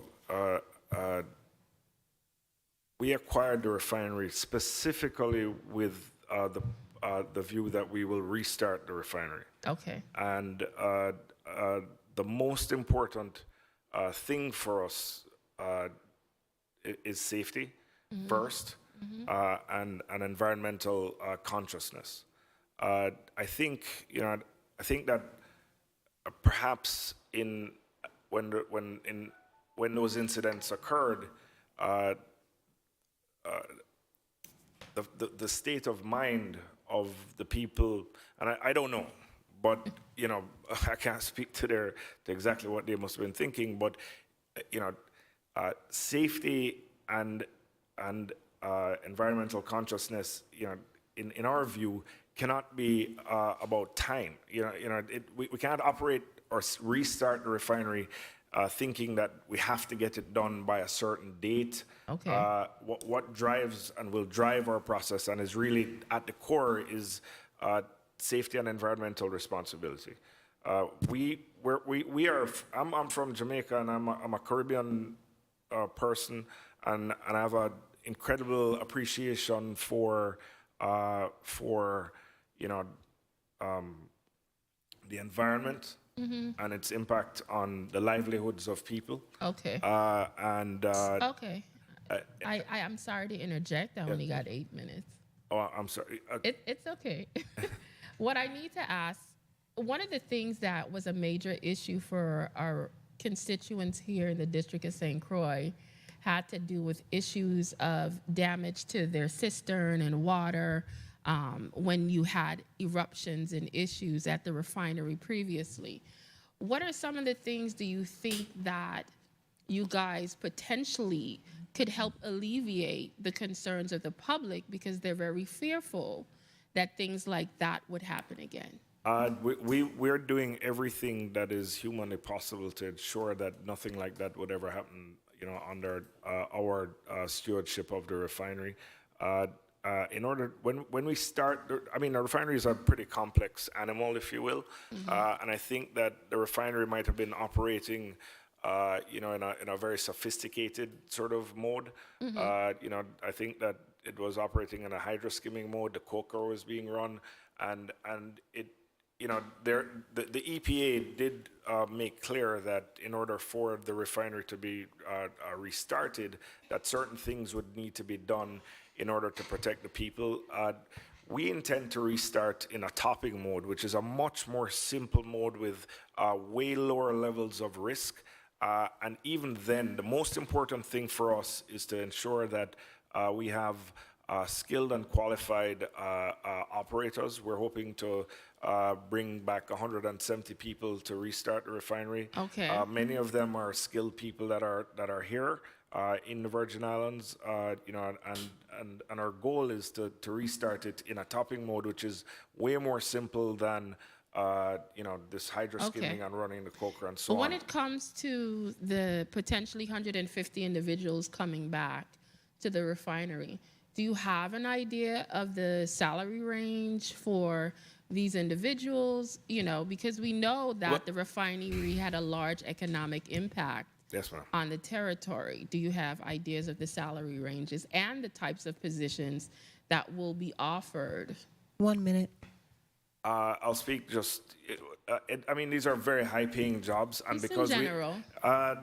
the vast majority of the funding that we're in the process of raising to restart the refinery is for human capital as opposed to for the kit itself. The kit, you know, we are convinced is an incredible piece of equipment that is ready to run, but we want to be careful, and it won't be a time-driven process. But when we are satisfied that all the operators are there and are adequately trained, and that we're capable of starting up in the topping mode, then we will start up.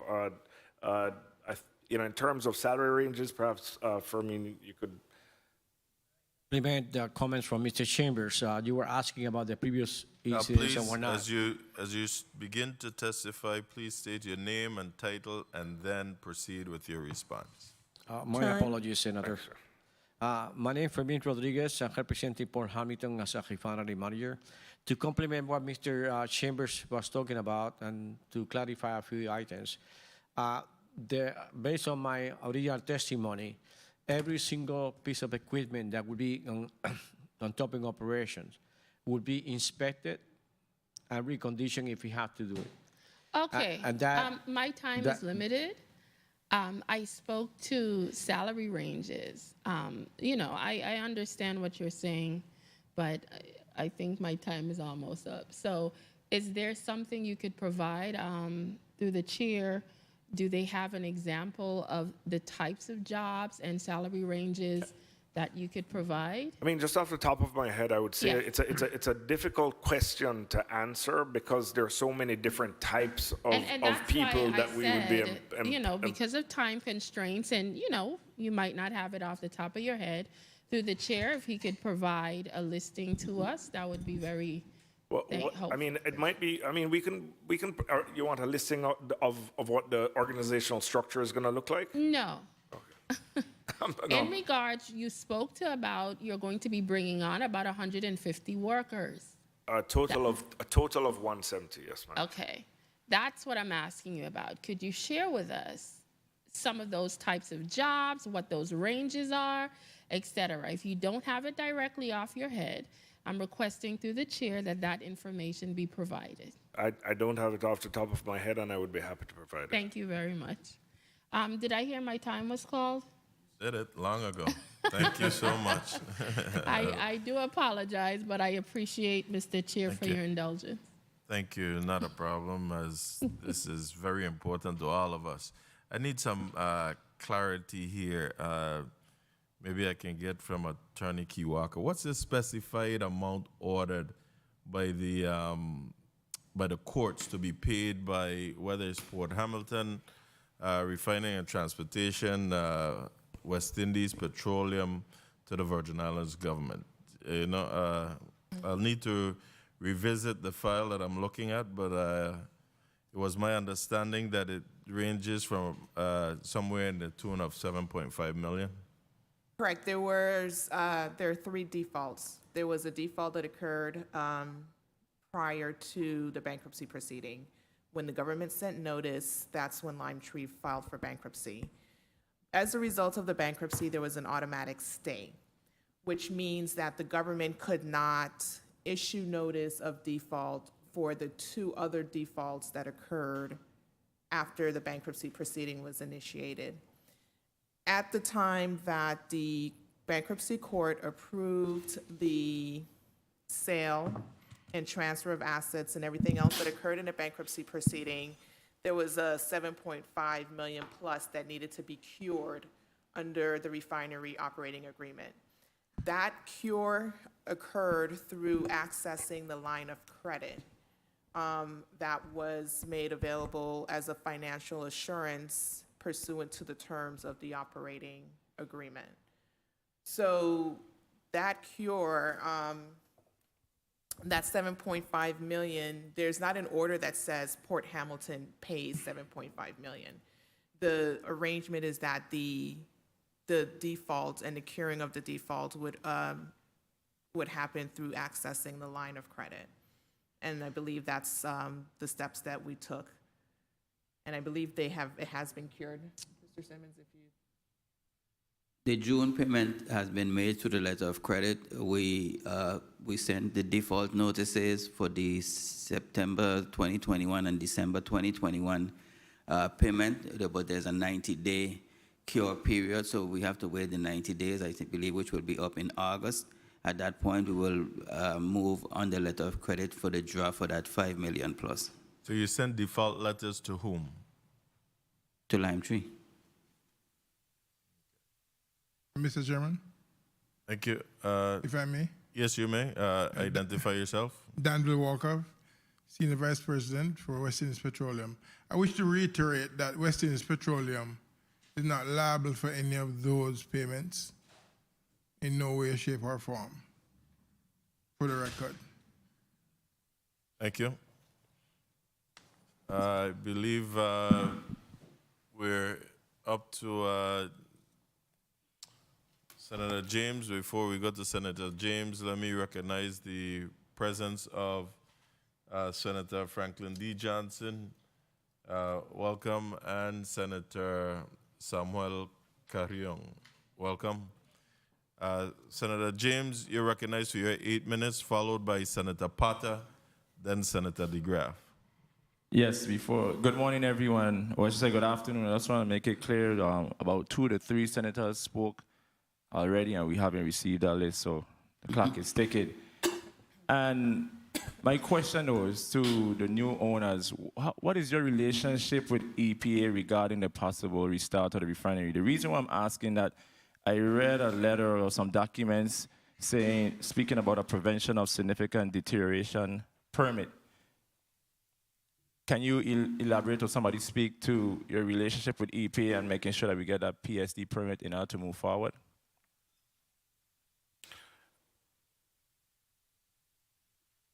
Well, obviously, in order to restart the refinery, we would have to be working very closely with the EPA to get it restarted.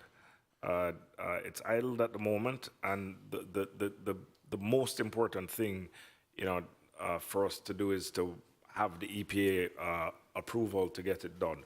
Whether or not a PSD permit will be required, I think, is to be determined. But we are working with the EPA. I think that we work with the EPA quite regularly. We report to the EPA. Okay, let me stop you right there. Yes, sir. Because another statement made by the EPA, they're expecting Limetree or the new owner to resubmit a proper root cause analysis to identify appropriate corrective actions. Did anyone submit that root cause analysis to determine even if a PSD permit is needed? Well, of course. It's a yes or no question, sir. Your question is, has it? Regarding the root cause analysis to identify appropriate corrective actions. Please, go ahead. This is Fermin Rodriguez. This root cause analysis that you're talking about is refers to incident that happened on the LBR. So Port Hamilton doesn't have that obligation. In regard to the PSD permit, there's a PSD permit right now, and we have been in communication with EPA for the last months since Port Hamilton initiate the ownership. And we have provided the information that they require to evaluate the conditions that the refinery was operating, and they know that that's what will determine what additional requirements will be needed, but at this time, it's not a new PSD permit. Understood, but when it comes to the root cause analysis, I'm going to read it word for word. EPA expects that Limetree or a new owner will resubmit a proper root cause analysis to identify appropriate corrective actions. EPA strongly encourages that the corrective actions be identified and implemented before any refinery restart. So my question regarding the root cause analysis, is that being worked on to determine if a PSD permit is needed, and what is the status of that root cause analysis? The root cause analysis was based, if you go on the history, on the other conditions associated also with the terminal. We are not in the position to talk about the previous owners. That information has been given to EPA, and they are in the evaluation. But that root cause analysis is not the trigger point to decide if it is a PSD permit or not. That's a true statement that you read, but there's some other conversations with EPA that are in place right now that they have the information to maintain the operation with the existing PSD permit, and if there's additional requirements to be applied to the startup, will be considered and implemented. I just want to make it clear. We could ask all kind of questions about money and this and that. Without this root cause analysis, this will determine if the refinery will reopen or not. And I just want to find out what is the future of this refinery to make sure, are we going to have economic development, or is it going to be used for other purpose? So that's the reason why I'm asking these questions. Go ahead. This is Charles Chambers speaking again. We are moving assiduously towards a restart, and we communicate and maintain an open line with the EPA. Whatever the EPA ultimately requires in order for us to restart is what we will give the EPA. There are a number of people and processes in place. We are going to restart the refinery, first of all, safely, and second of all, in an environmentally conscious way for us and for all of the people of St. Croix, the U.S. Virgin Islands, the Caribbean, and the United States. Thank you. And as far as an environmental assessment, when last was an environmental assessment conducted at the refinery? Anyone? Well, the last assessment that was done was indicated before by the DPNR. There was an inspection by DPNR in the last several months, but that not a reflection of the refinery. It was the terminal, because that's the terminal that's in operation. And what came as a result of that environmental assessment? Anything that needed to be any action needed to be taken? What came out of that environmental assessment regarding the new owners? That assessment and that inspection, we don't have information on that one. That was part of the terminal. So it's nothing applied to Port Hamilton. And as far as falling into compliance, do you have all the resources and all the necessary manpower to make sure that you fall in line with the environmental assessment? Yes or no? We have all the resources that we have. Right now, we have a staff of 5 environmental people. All the people in the refinery right now have 28 years experience or more. And we are going line by line of all the environmental requirements to assure that when we start up, we start with everything in place. And as far as possible environmental damages that you probably inherited as a result of the sale, I don't want to go into much detail. I think we should know some of the damages that was caused. What is the strategy moving forward to correct those actions or to correct those findings? Sir, I'm not sure I understand the question. Environmental damage was caused based on some reports and some documents that I read. I don't want to go in much details.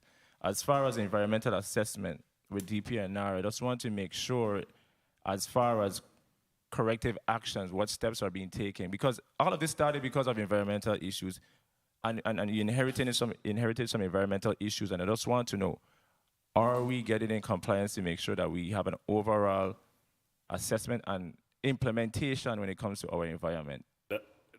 As an owner and from the top level, it is absolutely critical that we operate the refinery in a safe and environmentally conscious way.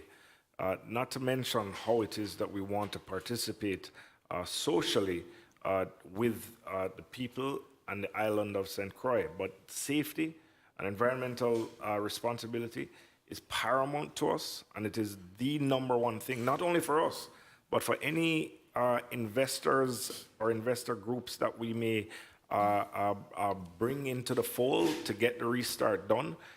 It is critical for us that they are like-minded and that this mantra is a part of who we are, not just for the restart, but for all the years to come.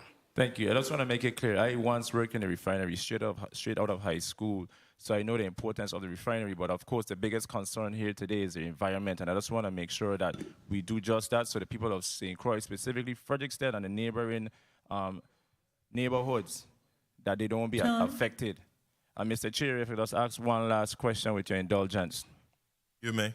I know based on the agreement there are some obligations to contribute financially to training and what have you. But I know the past owners, which was Hovensa, they had a great relationship with UVI and the St. Croix Educational Complex C-Tech school. Do you have that same relationship? Are you having those conversations to make sure that if this refinery started, that we have individuals like myself who went to the vocational school and can transition into the refinery? And if so, can you elaborate? Yeah, I believe that under the bankruptcy, the training center was actually given to the government in the bankruptcy. But we've had and have started to have conversations where we would like to get that facility rehabilitated. There are issues with it, I believe, with... But let me just make it clear, I'm not talking about that specific facility. I was trained in that facility. I'm talking about the St. Croix Vocational School that is across from the University of the Virgin Islands. Do you have a relationship with them? Are you having a conversation with the Department of Education or C-Tech board to make sure that there's some relationship moving forward? Because there was a relationship with the past owners. Those conversations haven't started, but the conversation with respect to the training center has started.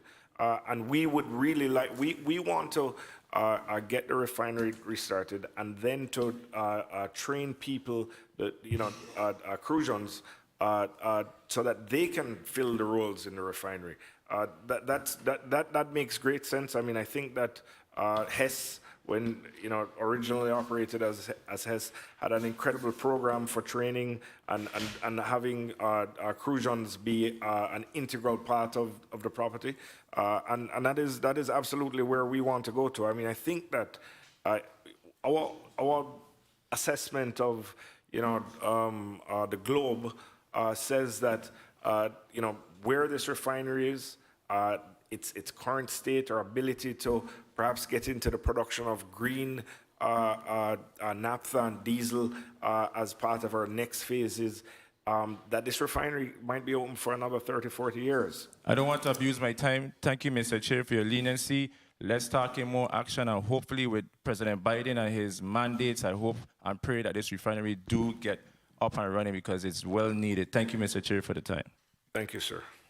Thank you, Senator James. Let me recognize the presence of non-committee member, Senate Secretary Genevieve Whitaker. Welcome.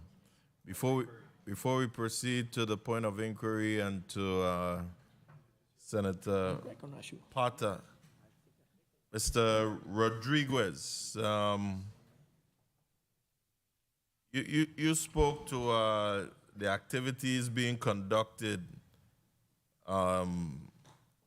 at the refinery on the property there.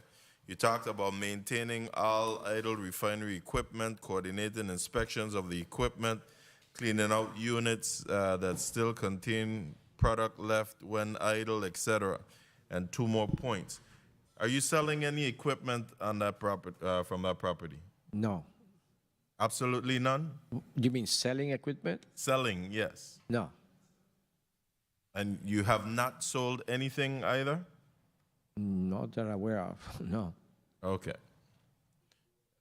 Point of inquiry, Senator Francis.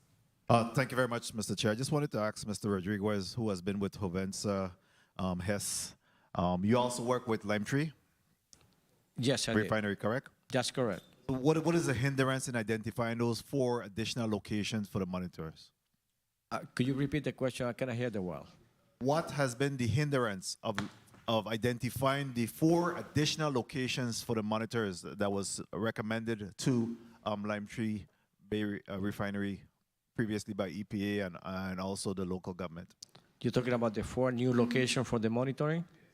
EPA requested a stipulated order to add additional monitoring past the west side of the refinery on the north side of the refinery.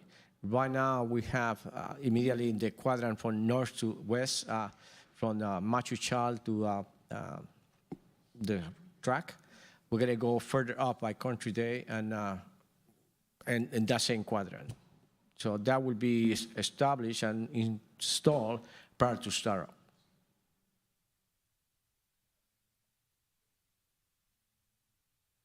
Thank you, Senator Francis. Now, Senator Pata, Vice Chair on St. Thomas, you're recognized for your 8 minutes.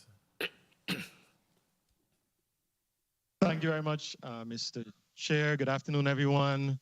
Good afternoon to the people of the Virgin Islands. Good afternoon to the testifiers who are here before the committee. I want to start off my questioning with Mr. Chambers. I want to say good afternoon to you, Mr. Chambers. We are now made aware today that Port Hamilton Refining and Transportation, as well as West Indies Petroleum, were the winning bidders with regards to the Limetree Bay.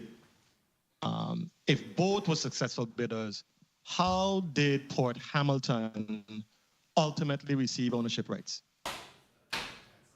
And if you answer that question before, I apologize. Yes, sir. I did answer the question before. It was made crystal clear by me during the bankruptcy proceeding, which was done through the bankruptcy court in Texas, that West Indies Petroleum would not be a direct owner of the refinery, but that shareholders in West Indies Petroleum would have an equity interest in the refinery. And the refinery was ultimately acquired by Port Hamilton. And I'm sorry, I made that, I've answered that question earlier, and it was asked of me to provide, the ownership breakdown of the companies that form the ownership of Port Hamilton, and I said that I would provide it. I wasn't sure that I'd be able to provide it before the end of these proceedings, but I'm happy to provide it. I appreciate that. My question really is, and I'm just trying to understand, why would West Indies Petroleum even bid if it was never the intention to run the refinery? I'm just kind of trying to understand. Well, there's a diverse set of people that are owners of West Indies Petroleum, and ultimately, it was and the bankruptcy and the process through which we acquired the refinery, had sort of, many twists and turns, including, a 2-day process for the actual bid, which was, it took 2 days to complete the actual auction. And so the ownership structure and how it is that we envisioned it at the start changed over the course of time. And ultimately, it was decided that a special purpose vehicle would be required to own the refinery. We made it clear that this would be the case during the bankruptcy. It was accepted as such. And some of the owners of West Indies Petroleum, including myself, are owners of companies that form part of the ownership structure of ultimately Port Hamilton. Everybody, that is a non-U.S. Body needed to be cleared under something called CFIUS and the Department of Justice, but that's pretty much how it unfolded. Okay. Thank you. It is my understanding, Mr. Chambers, that Limetree Bay Terminal is currently suing Port Hamilton for a breach of contract, debt, and unjust enrichment. And I just wanted to get some feedback from you as to, what is happening here. Is this something that we should be concerned of as you begin in this, your startup process? I'm thinking that you're going to be relying on Limetree Bay Terminal in this process. And if you guys are, if there's an active suit currently going on for breach of contract, debt, and unjust enrichment, how is this going to impact your ability to reach your, I think you said that the phase 1 hiring process is around the corner in September.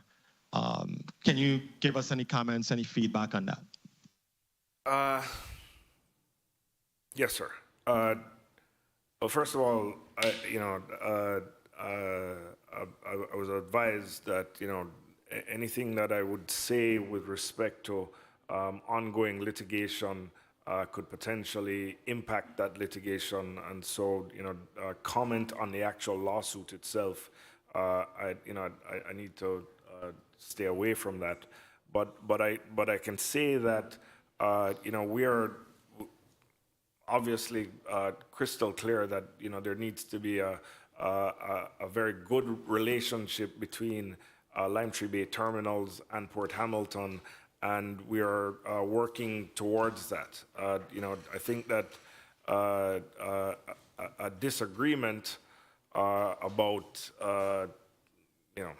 certain things led to that lawsuit, but we're working to resolve it, and I think that and I certainly envision a very good relationship between us and Limetree Bay Terminals going forward. It's not possible for the refinery to operate without a good relationship with the terminal. It's critical. The two things have to go hand in hand, obviously.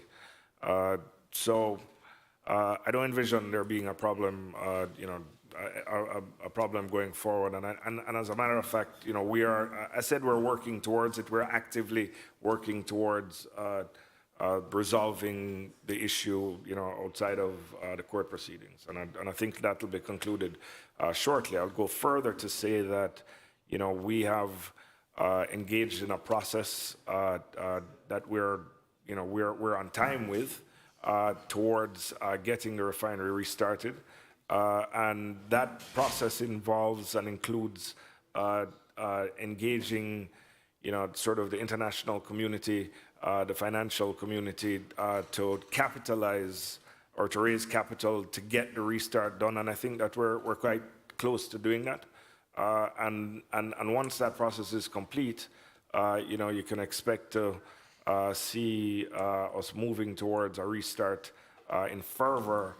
The primary part of that process being the employment of highly skilled people to come and restart the refinery in a safe and environmentally conscious way. Most important. I mean, I'm going to say it many times because it is absolutely critical to us that we operate this refinery in a safe and environmentally conscious way, for us and for the people of the Virgin Islands, because there's a unique opportunity for us to do something incredible with this refinery in the short term, but because of the unique nature of the refinery, for us to operate this refinery for probably 30 to 40 years, which is quite different than, sort of the other refineries that might exist in other places in the world.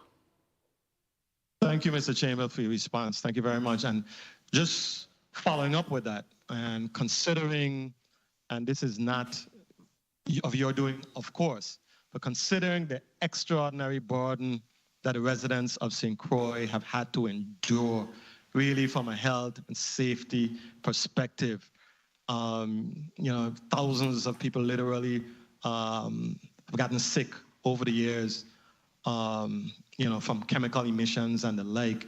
Will there be an extra effort, as you, as the new kid on the block, will there be an extra effort on your part for us to have some self-monitoring or some coordinated monitoring with the Department of Planning and Natural Resources? And I'm talking beyond just the regular minimum standards. I think that would excite the people of the Virgin Islands, and it would show good faith on your part.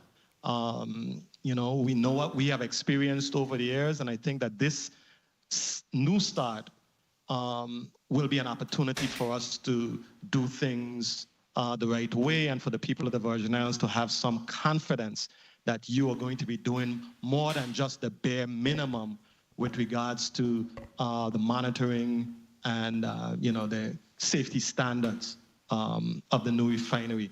Are you willing to go beyond the bare EPA minimum standards?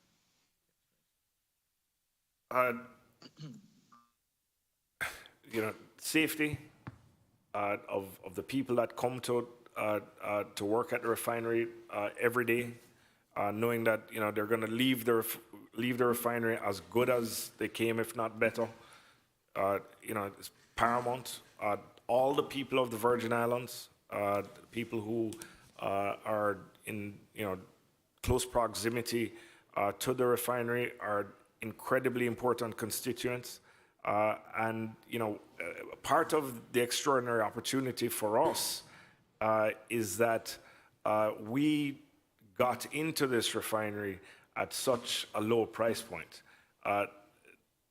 Our assessment says that the refinery was upgraded to be technically a state-of-the-art refinery that has the ability to be run in the best possible conditions when comparative to other refineries. The issues that caused the problem, weren't about the refinery itself, but probably about the mindset, I think of the people who were at the very top. I can say that our mindset, my mindset, is that the standards under which we would operate as it relates to the environment, to safety, to the people who work in the refinery, the people who are directly around the refinery, for our beloved Caribbean, and as a global citizen, that they will be at the very highest standards, and certainly not at the bare minimum standards. And this is part of our DNA, the most important part. And everybody who has come in contact with us through this process fully understands and appreciates that is absolutely critical to us. And it's not just for the current owners, but it's important as we select our partners to help us to go forward. I hope I answered your question. I know my time has been called. I apologize, Mr. Chair. I don't want to abuse my time. Just one final question. Thank you for your response. I just wanted to ask specifically, and I know that we have the capacity to do so now in this era of technology.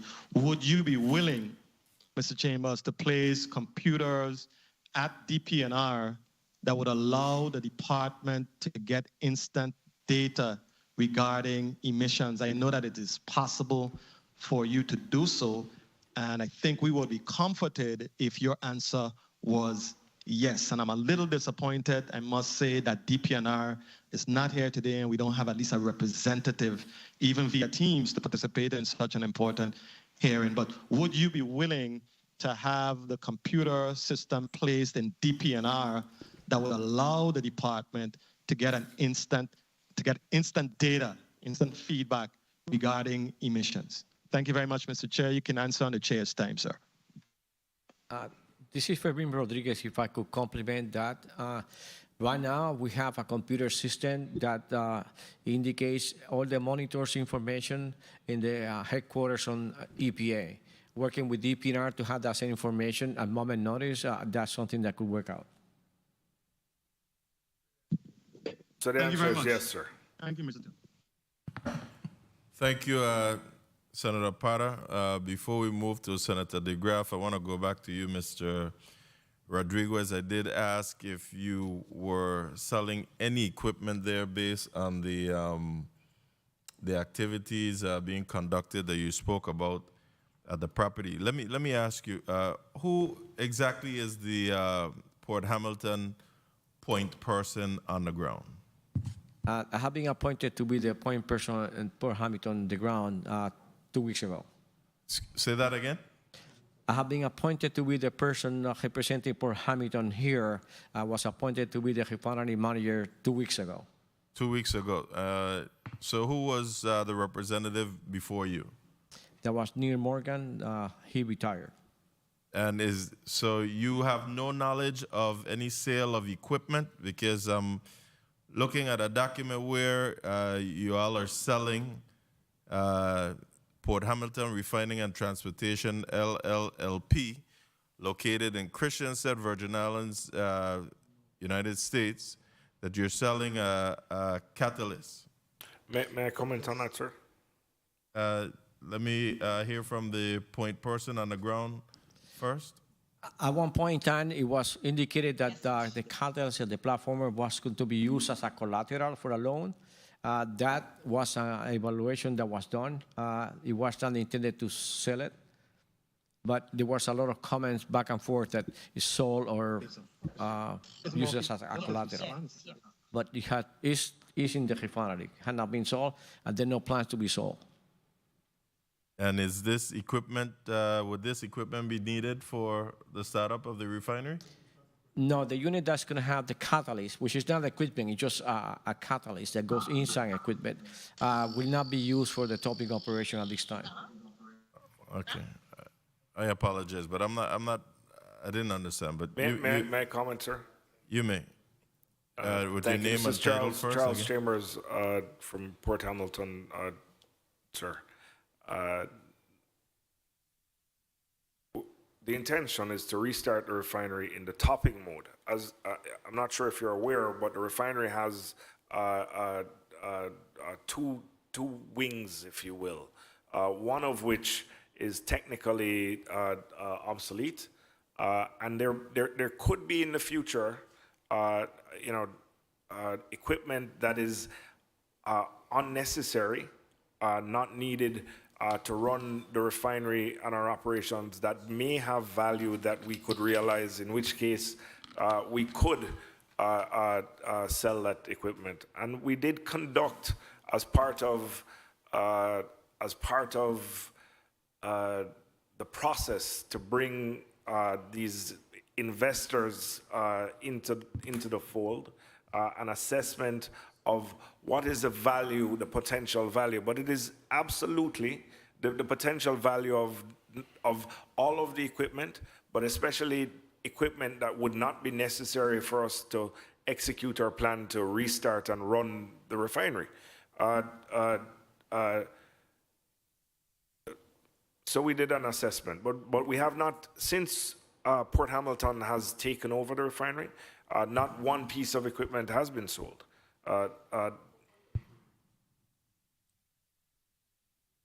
Sorry, sir. Concluded? Yes, sir. Thank you. Point of inquiry, Senator Viale.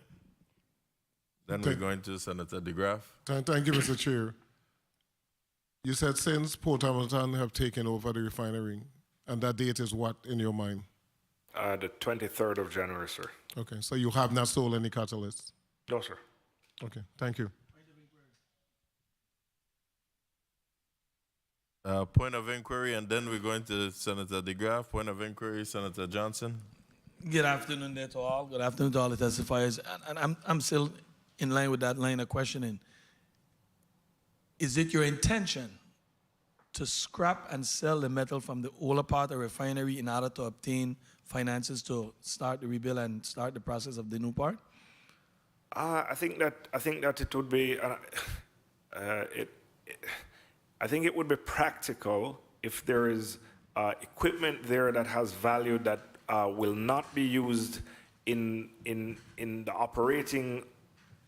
our operation of the refinery, that we would realize the value while it still has value, that value potentially being scrap. That being said, I think that I don't think it's as easy as just going to scrap it, because the scrap value itself is really not significant, and the cost to potentially go and scrap it and ship it, is more or less the cost that you would receive from scrap itself. So that's going to scrap it per se is not necessarily what we would do, but I think that if there's equipment that is not necessary, that we're not going to use in either phase 1 or phase 2 or phase 3 of the restart and sort of operation of the refinery, that it would be practical from a business sense to dispose of that equipment. Thank you very much. Thank you very much, Mr. Chair.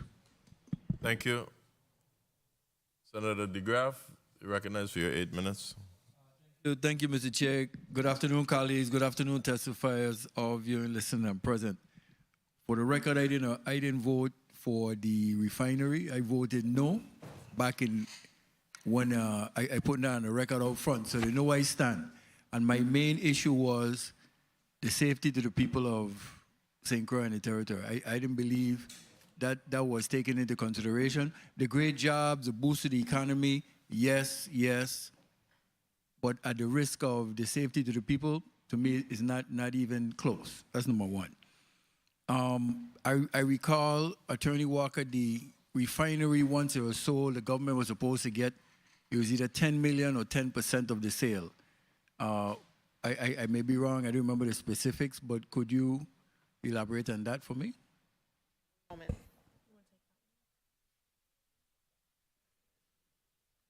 You can hold my time?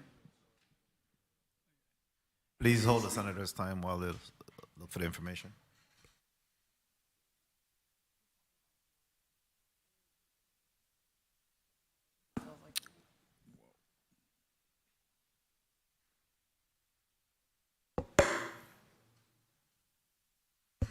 Good afternoon, it's Nathan Simmons. Senator, you were asking about when Limetree bought the facility, or are you? There was a clause that once they sell, it was supposed to get 10 million or 10% of the sale or something like that. If Limetree sold the refinery? If Limetree sold the refinery, correct. You have that? Okay, we can look for that and check into that after. Now, okay, what seemed to, I've been sitting down here listening, what seemed to be confusing to me and maybe to the people, maybe it's only me. How much people own a refinery? How much entities own this refinery? And who has the responsibility in the event of something happens? We have Port Hamilton, West Indies, so only Port Hamilton owns. But the representative of Port Hamilton, you doing all the talking, CEO Chambers for West Indies. How come? I mean, that's what seems, I just try and get a link that what we have now so we could know who has the responsibility. So, yes. Only one entity actually owns the refinery, which is Port Hamilton. Port Hamilton owns it. Port Hamilton is the owner of the refinery, sir. Good. Yes, sir. And West Indies runs it. West Indies has no ownership in the refinery. There are shareholders in common between West Indies and Port Hamilton. And as I said earlier, I don't have it what that shareholder breakdown is, but I will provide it.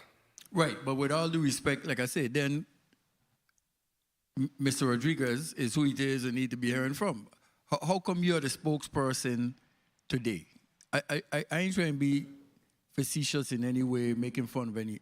I'm just trying to figure out how come you are the spokesperson for today's hearing in regards to the refinery? Well, sir, I understand the importance of the refinery to the people of St. Croix and the U.S. Virgin Islands, the significance of the size of the asset and its impact on the economy and the lives of the people here for many years going past. And because of my connection to the ownership of Port Hamilton, and this being my first venture into St. Croix, when we were invited. Sorry, excuse me. You're going to allow. I got 8 minutes. I need the short version. We were invited. Do you question? Do you speak on behalf of Port Hamilton? Yes, sir. You do. Yes, sir. Do you bear any responsibility that may happen on behalf of Port Hamilton? Who does the government of the Virgin Islands hold liable? We hold West Indies or Port Hamilton? Not West Indies Petroleum is not an owner in the refinery, so it's Port Hamilton. Right. So that's what I'm trying to figure out. And I'm an owner in Port Hamilton, yes, sir. You're owner in Port Hamilton? Yes, sir. Okay. So that seems to be the confusion. But, okay. You're owner in Port Hamilton. I'm an owner of Port Hamilton, yes, sir. You are one of the owners of Port Hamilton. Yes, sir. Okay. Now we're coming a little better. So you're one of the owners, but you also have West Indies, which is another company? West Indies Petroleum is a completely separate entity that it's completely separate. And you're owner in that one too? Yes, sir. Okay.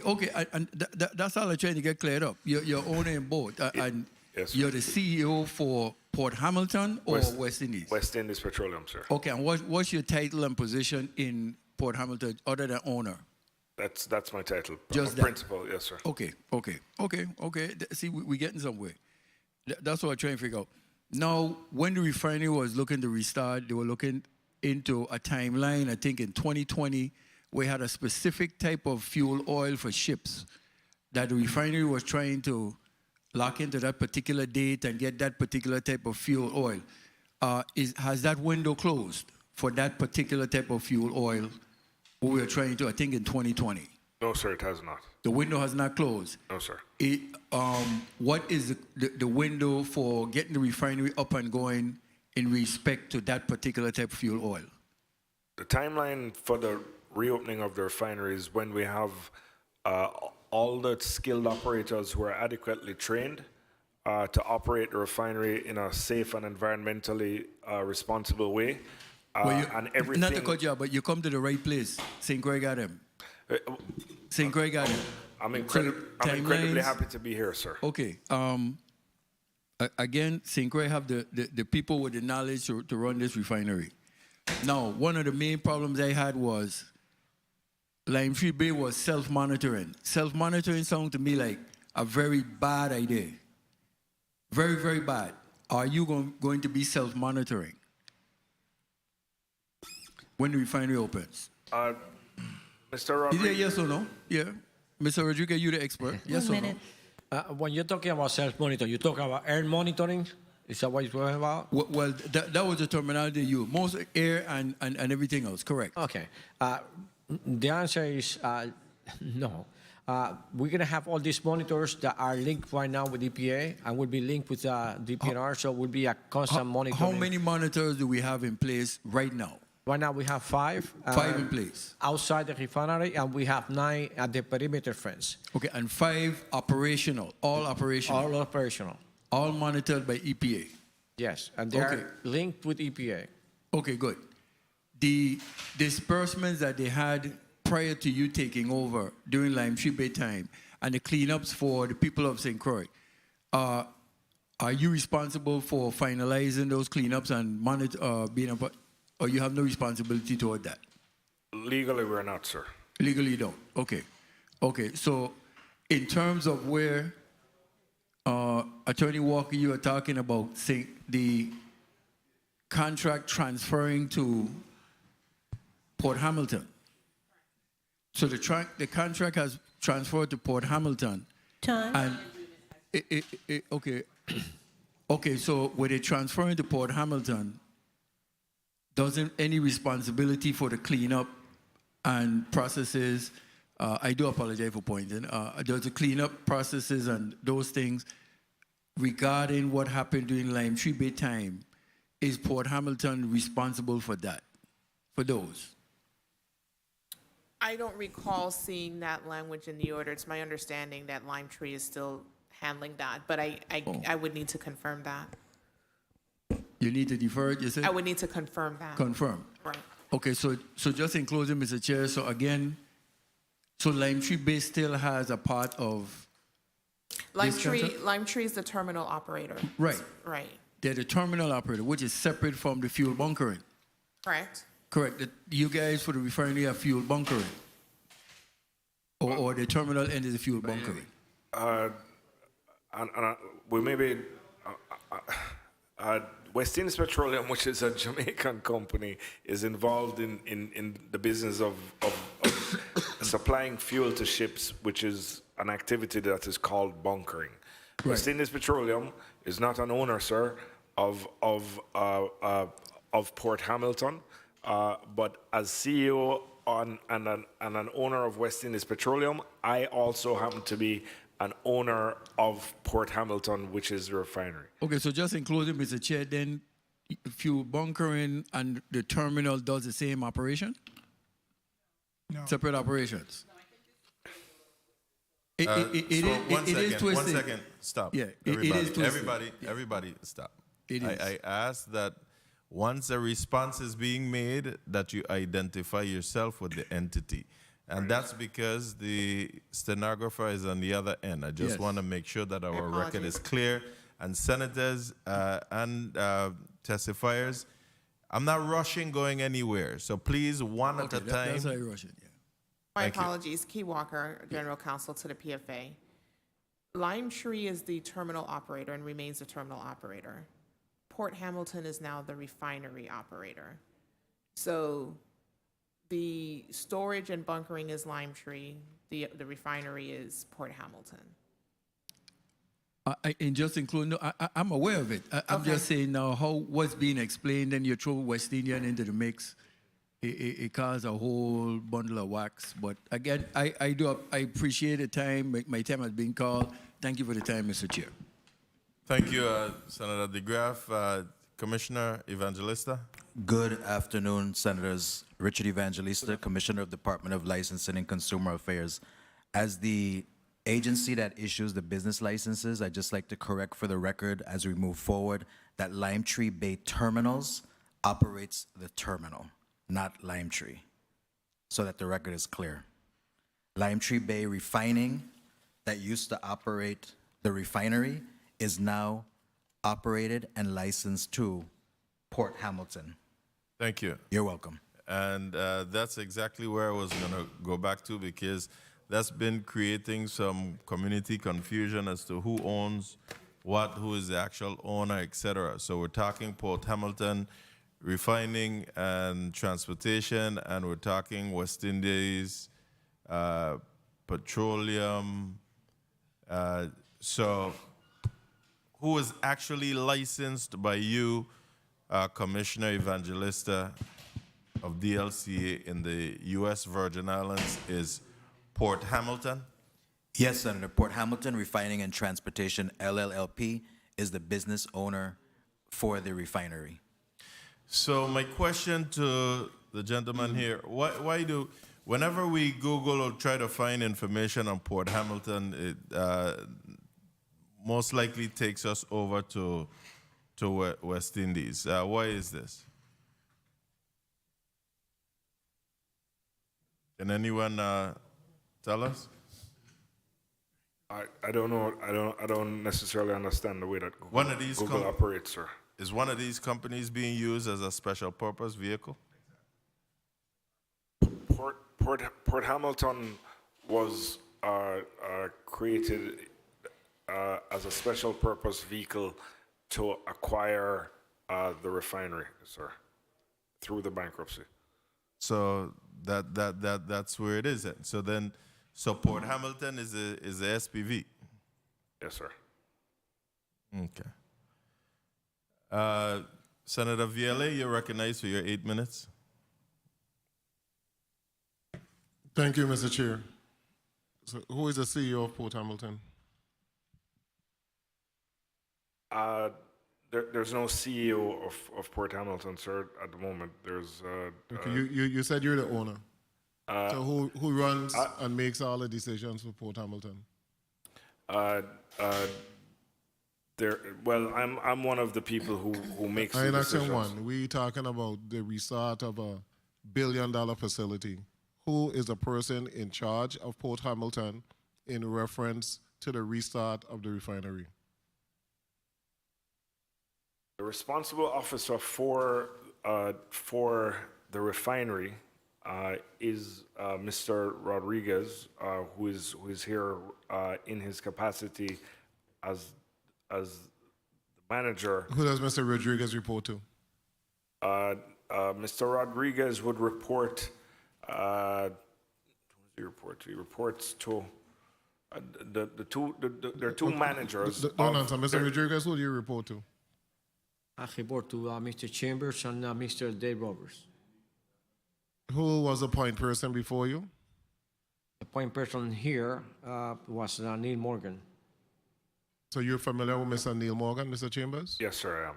And Mr. Neil Morgan never told you that he received a letter from the EPA in reference to that root cause analysis? He never had that discussion with you of the letter he received in January?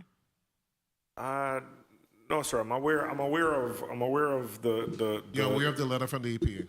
Yes, sir. To Catherine, Elise, and Neil Morgan. You're aware of the letter? Yes, sir. Okay.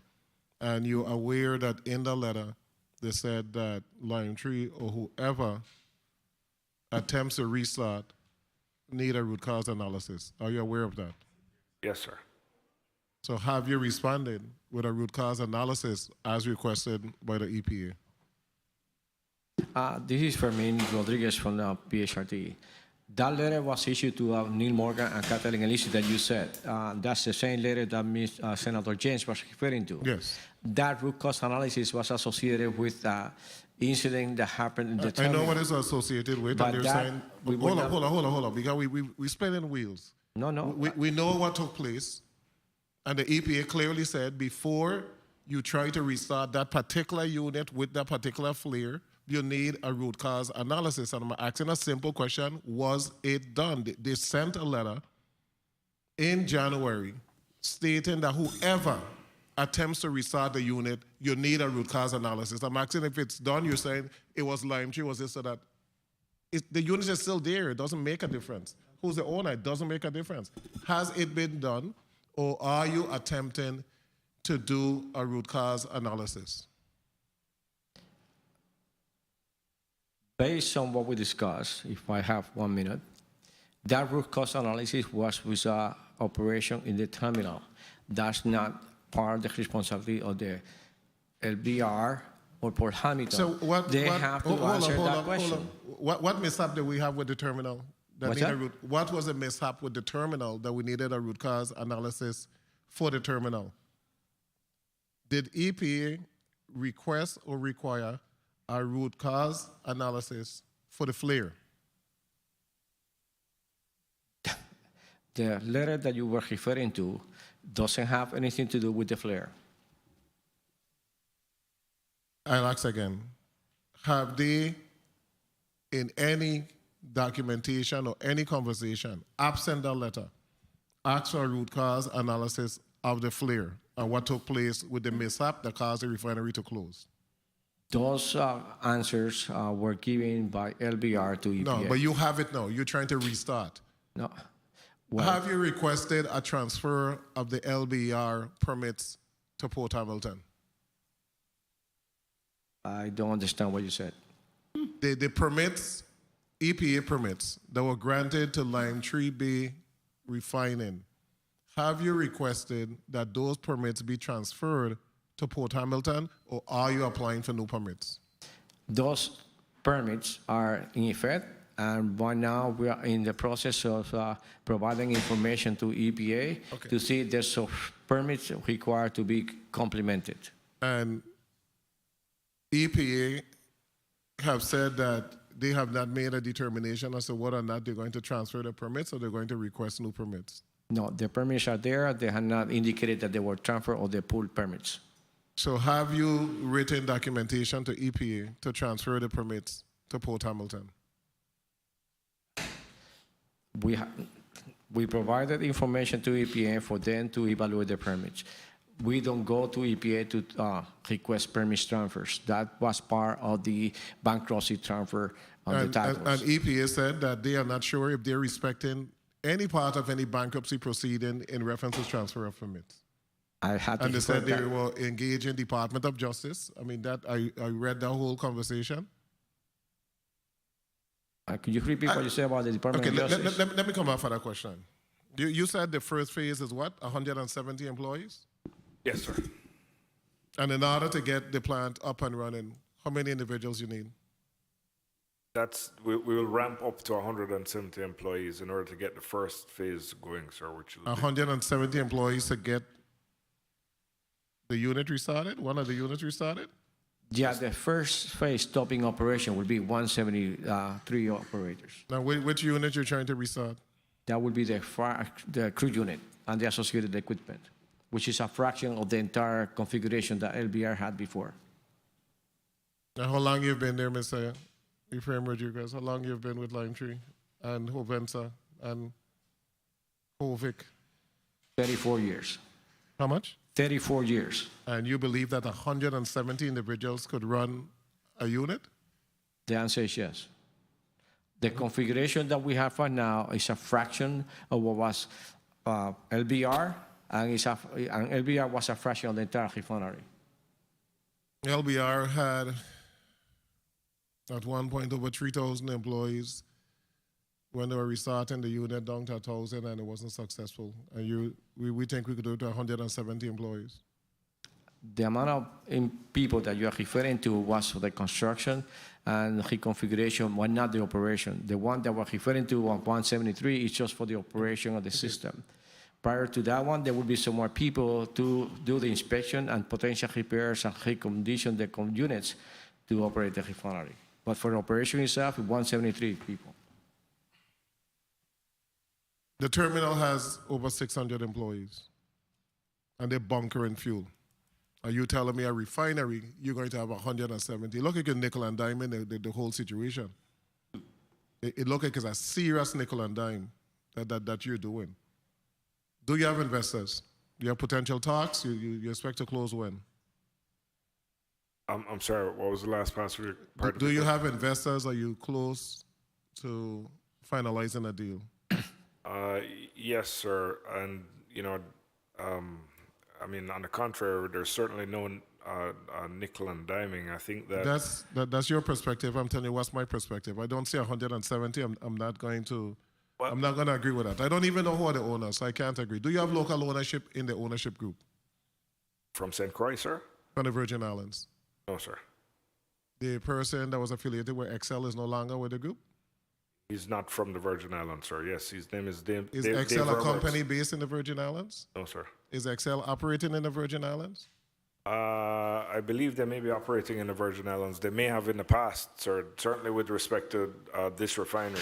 But that doesn't make them a local, sir, as far as... Is Excel in the plant, Mr. Rodriguez? Excel have some employees in the plant up to several months ago. So the owner of Excel is a part of your ownership group? Yes, sir.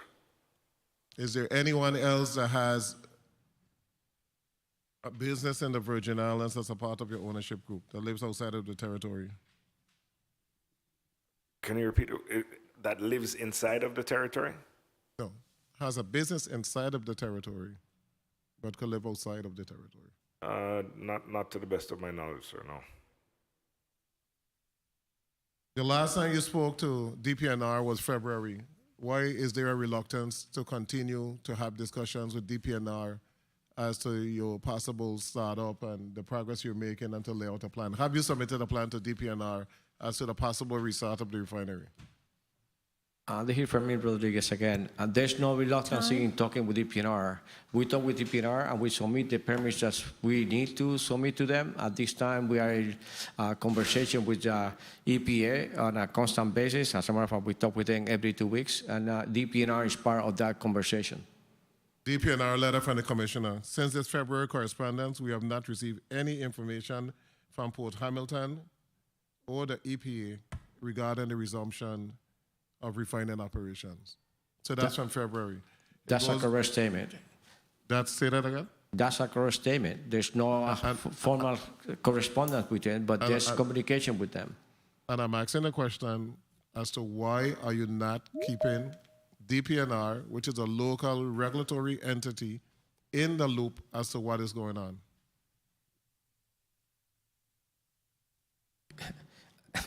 They're in the loop. If there's no formal documentation in regard to what we're doing, the reason for that one is that the refinery is idle and there have not been no changes in the refinery. The activities that DPNR is looking at the refinery right now is associated with the terminal, and that's why they did some inspections over the last several months. Have you been notified that you might need to apply for a water pollution control permit, a new one? That's part of the work that has been done at this time. And that's with DPNR, but you Yes. have not had that conversation with DPNR. That's a permit. That is a joint permit between terminal and LBR. Right now, we're in the process of looking at that document to submit to the PNR. Title 5 permit. Have you applied for that from DPNR? That's a title that's existing right now, and it's been looked at as we speak.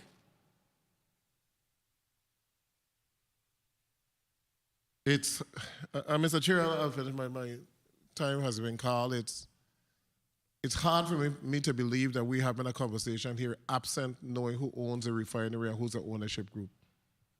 You must know who are the members of the SPV, et cetera. And I don't know why there's a reluctance. I didn't ask for an answer on that particular point. You have litigation with Limetree Bay Terminal because you weren't paying. It's as simple. You did not make payment. So they terminated the shared agreement that you had because you were not paying.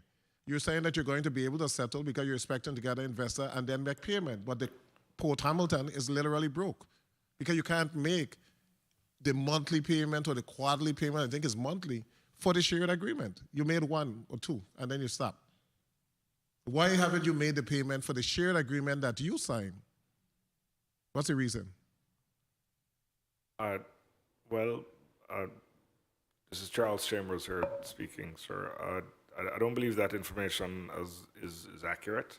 Have you made payment on the shared agreement that was agreed to by Port Hamilton and Limetree Bay Terminal? Have you made good on those payments? As I said, I think that the matter is in. I didn't ask you if it's in court. I asked you, did you pay them? That's why I asked you. I understand, sir. As the matter is before the court. Because you did not pay. They file a case to get payment. Well, people sue other people for all kinds of things every day.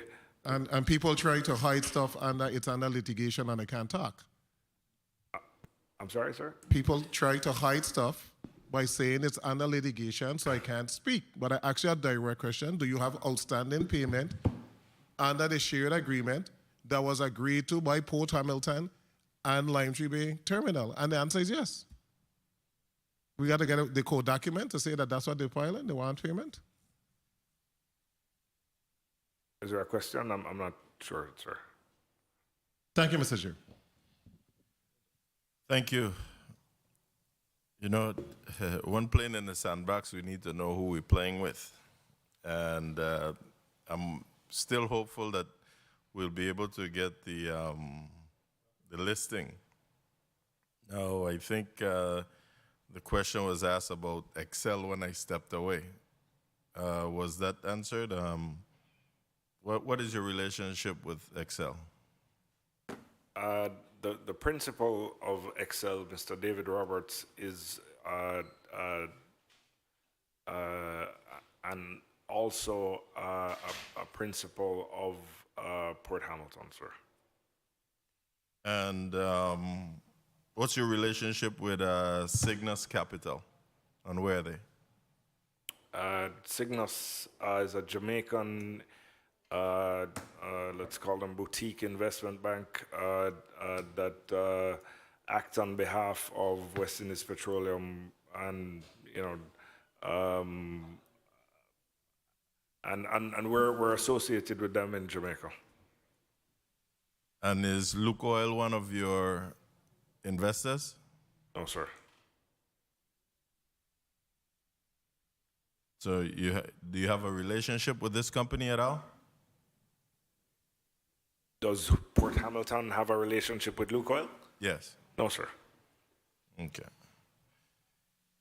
Next, Senator Johnson, you're recognized for your 8 minutes. Good afternoon. Thank you very much, Mr. Chair. Good afternoon to my colleagues, and good afternoon to the viewing listening audience, and good afternoon to the testifiers. Good afternoon. I came in here late today because I had some previous engagements, and I'm a non-committee member. But I live in Frederickstead. And I happen to be one of those persons who was affected by all of that contamination. Mr. Rodriguez, you happened to have been there when that flame, that torch... Yes, sir. Okay. Well, I'm one of the person that suffered a lot from it. And I'm not comfortable today listening to the answers that my colleagues are getting here. I'm not comfortable. This island might be small and quiet, but trust me, the people of this island doesn't take much. They don't. And as we speak here, I continuously hearing you, Mr. Chambers, continuously repeating about operating in a safe environment. And it's good hearing that. But it will take a lot more convincing for the people of this island, especially the people of Frederickstead who suffer most of that contamination dropping on their roof. It's not settled yet with them. As you know, Limetree is still giving out water. That's not settled yet. And I don't know how, where, and when you intend to, but I think in your statement you said by the second quarter of next year you intend to start up the refinery? Yes, sir. And I'm hearing my colleagues going back and forth. Do you guys report to EP at this moment? Yes, sir. When was the last time you report to them? Do you have reports? The last report that was issued to them was several weeks ago. Through the chair, can we get copies of the reports that was issued to EPA through the chair, MAI? Mr. Chair? So we're asking for you to submit those reports that you've been getting from EPA reporting to the committee. You're working on acquiring location for 4 outside monitors. What's the status on that at this time? At this time, we are leasing the properties, and we have ordered the equipment that's going to be installed. And it's going to be installed in function prior to startup. May I ask where are those 4 locations that you intend to put these 4 new monitors? One is west of the refinery by Williams Delight. Williams Delight, yeah. Another one is between the Bombay and Country Day. The other one is by the Scenic Road. By where? By where? The Scenic Road north of the... Scenic Road north? Yeah. And the other one is by somewhere in the vicinity of the vocational complex and the UBI. Nothing farther than Williams Delight, West Part Williams Delight? There's one that covers William Delight. Thank you very much. And Mr. Chambers, you said that you're the largest shareholder for Hamilton? I'm part of a company that is the largest shareholder in Port So Hamilton. what's the percentage of that company that owns the largest percentage? What's your percent? I believe it's 42%, I believe, sir. So then if you're the largest and you're holding 42%, the next, 58% is breaking up in many small pieces? Not many, but it's broken up. But if you how had many? two, if it were divided in 2, let's say, for instance, then we would you still know if be it is 2, 3, or 4. How many is it? I believe it is like I don't remember 5. I think 5. I believe it's 5, sir. So you're in business and you don't know who you're in business with?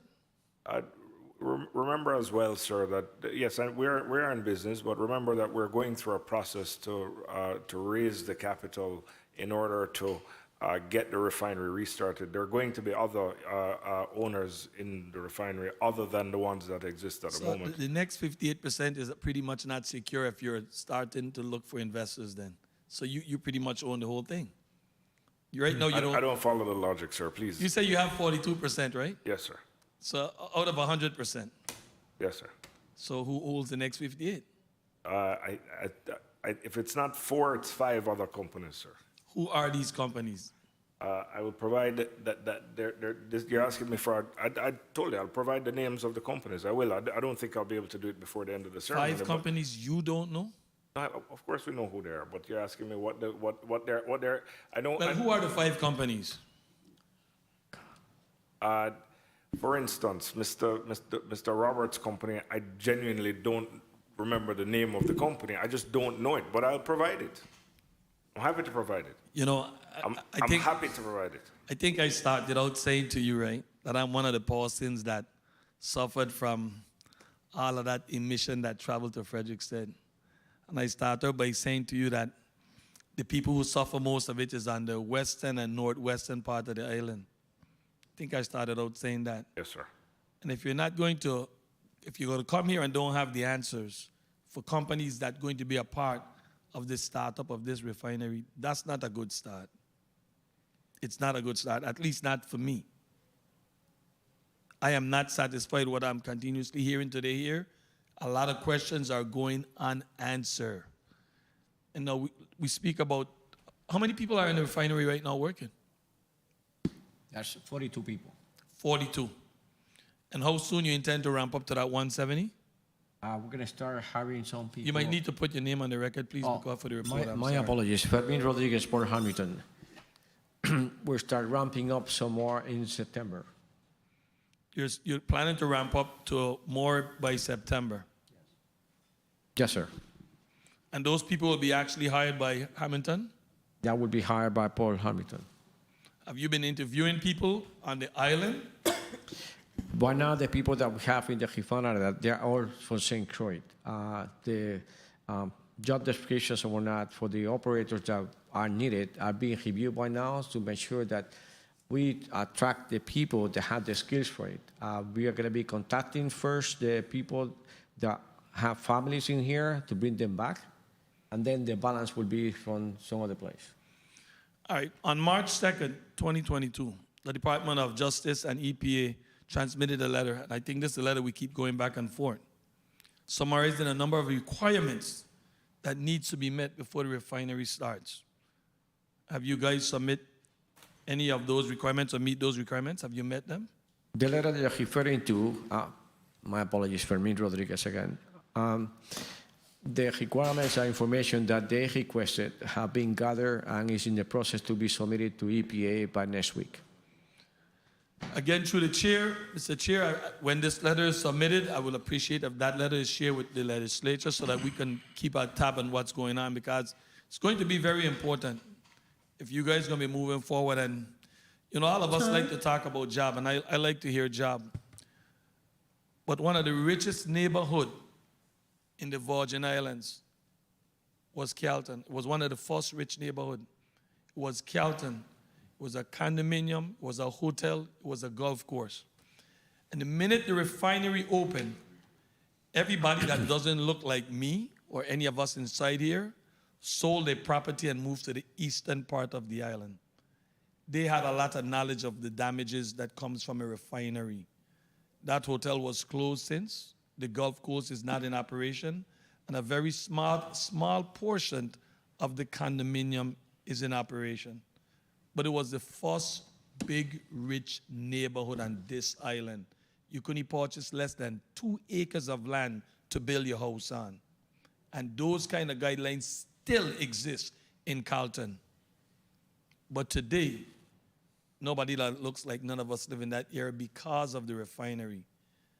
And come back to today now, me and my family and the rest of the people who live on that western and northwestern part of the refinery, it's continued to suffer from this type of fog, chemical waste, refinery not prepared to open and forcing the issue. And from listening to you guys, you seem like you're going to look to go down the same track based on the pace that you're trying to open up. And I'm urging you, please, let's not go through this again. Let's not go through this again. That's all I can say to you. But because the time frame that you guys are giving here, to me, I've never worked in the refinery. But the time frame that you're talking about, I think we're looking to rush the brush, and I sure don't want to give a dab with chemical on my roof again. No to the rest of the people on the island of St. Croix. Thank you very much, Mr. Chair. Thank you. I should have wrote down something you just said. I wanted to go on, but let me ask, though, Mr. Rodriguez, how many employees is it you currently have on the ground now employed? Right now, we have a group of 42 people. The refinery is idle, so we're not operation. 42 people here on St. Croix? Yes, sir. Local or folks that you brought in? The majority of these people, I would say 75%, if not more, are people residents of the Virgin Islands for more than 30 years. Okay, thank you. Senator Carrion, you're recognized for your 8 minutes.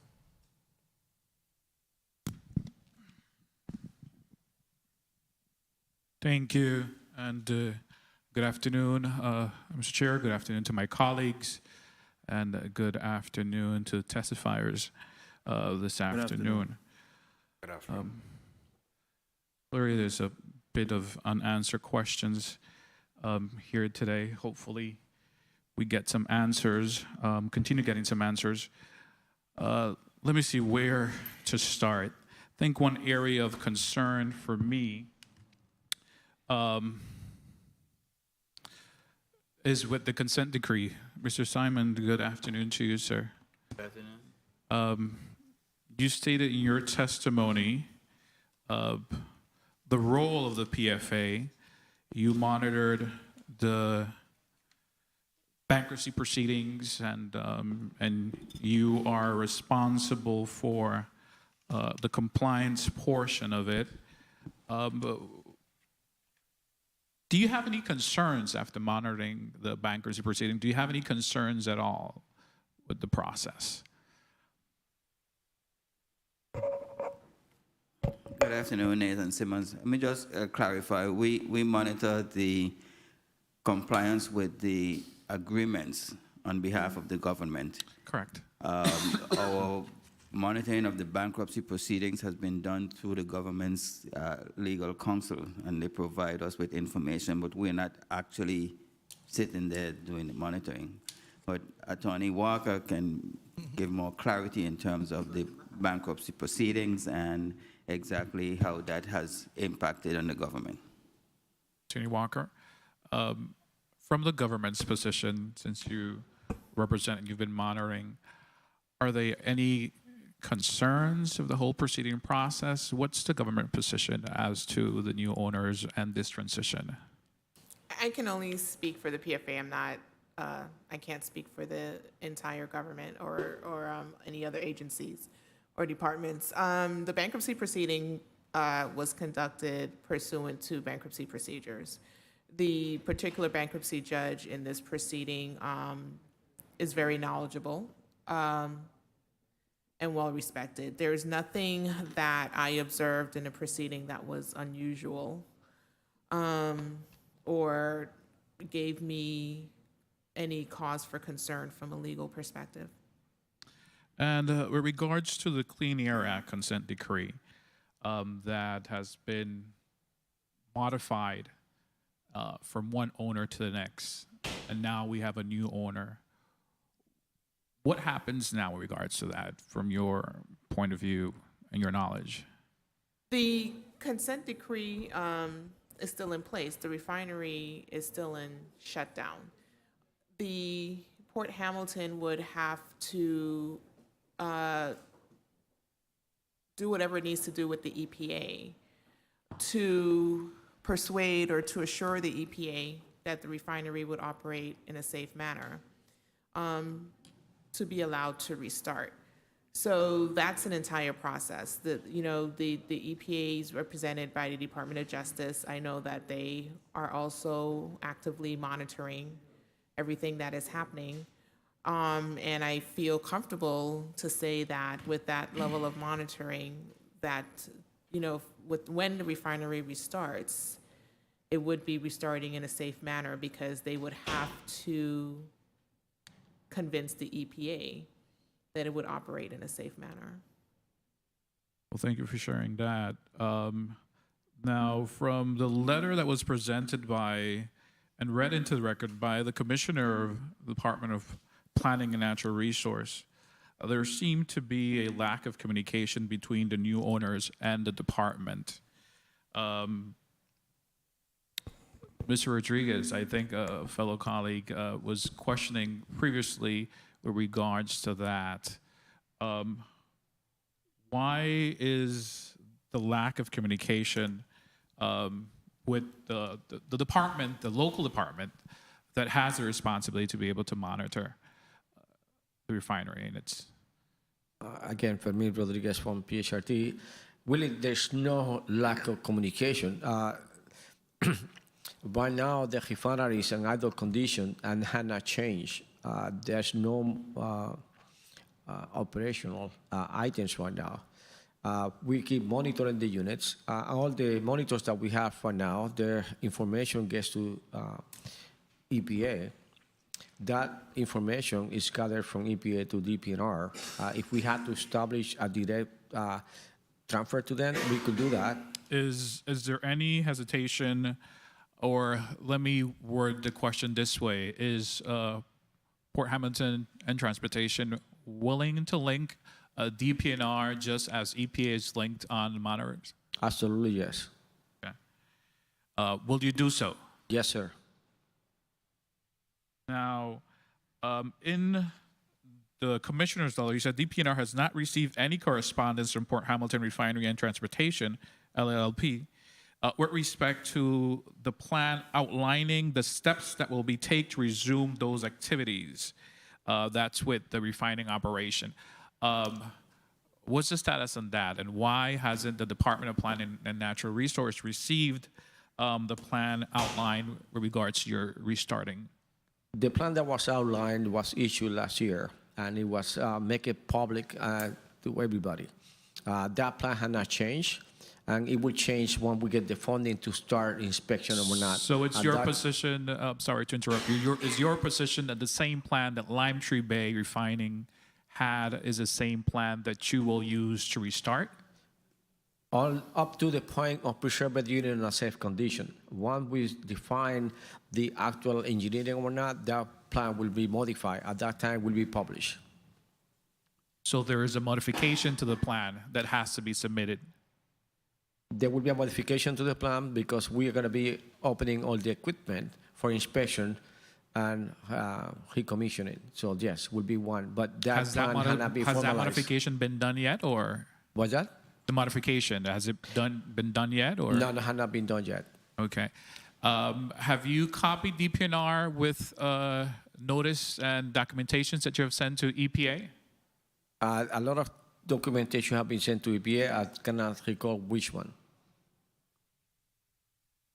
And with the new and improved technologies or policies, or what new improved technology and policies will you implement in order to assure the health and safety of the residents in St. Croix? As you know, you worked in Limetree Bay Refinery and also Hovensa and Hess, so you're very familiar with the territory here and you know what happened. So what modifications will you guys implement to assure the residents of the Virgin Islands, especially St. Croix, I should say, and the people in Frederiksted that suffered the consequences of the incident that happened? What will Port Hamilton do differently? Well, what's going to be different is that every single procedure that we have on safety, environmental, mechanical are being reviewed right now, and different than what we had before. We're going to be training every single operator, regardless of level of experience, on a computer simulator, simulating any potential upsets in the refinery. And all the units will be operated or start up one at a time, not as a block, to have control of any potential flaring activities or any upset. And in addition to that one, all the environmental parameters and limits that have been established by the regulations are embedded into the procedures at a lower limit, about 50% lower than the emission limits, to take action prior to reaching that limit. Mr. Chair, if I may, compared to, You may. Thank you. Compared to the operations that were carried out by Limetree Bay, what percentage of refining will Port Hamilton have? Let me see if I could word my question. For example, if Limetree Bay was operating at 100%, you've been, the CEO mentioned about the type of refining topping, right, that you mentioned. So you won't go into the full refining, and you would just provide certain fuels. So what percentage of the operation will Port Hamilton have? At this time, will be about 30%. 30% of the operation. And currently you have local Virgin Islanders that are working? Yes. Okay. And just lastly, with regards to workforce here in the territory, what conversations, if any, have you been having maybe with Department of Labor or any of our technical schools to ensure that our workforce is prepared for the restart and operation of the refinery? We want to ensure that if and when the refinery opens, it opens, of course, in a safety manner. Health and safety should be first. But then what assurance is the company doing to provide or open opportunities for local Virgin Islanders? The intent is to give opportunity to everybody. Being here for 34 years, it's really important for this operation to succeed that we have experienced people. At this time, we have some requirements that need to be 7 to 10 years experience on refining operations. And from there, we could mentor and educate other people. But we cannot start the refinery with rookie. We cannot. Sorry? We cannot start the refinery with personnel that have 1 or 2 years experience on this business. So we're looking at a higher standard for 10 years experience on this type of operation in order to be successful for everybody. And just if I may, just the last question. Port Hamilton, within your portfolio, have you owned or operated a refinery before?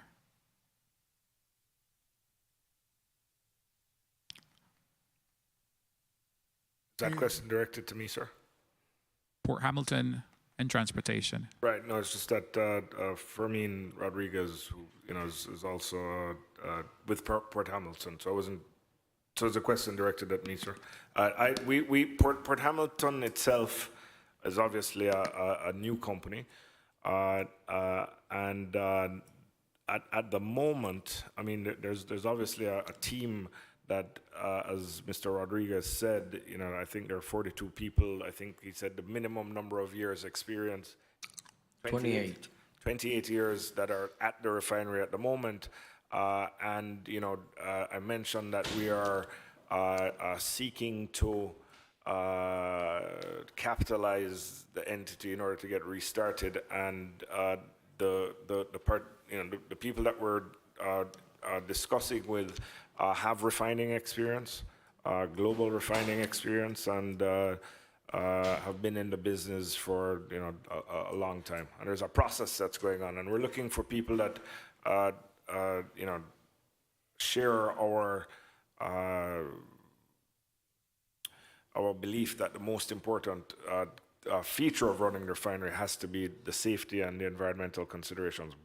First of all, people with refining experience and experience in the industry are sort of secondary. Thank you. Through the chair, if I may request that you submit the names of the principals, officers, directors, or shareholders of Port Hamilton and Transportation. Thank you very much, Mr. Chair, for the leniency. Thank you. Again, that request was for Port Hamilton. Okay, thanks.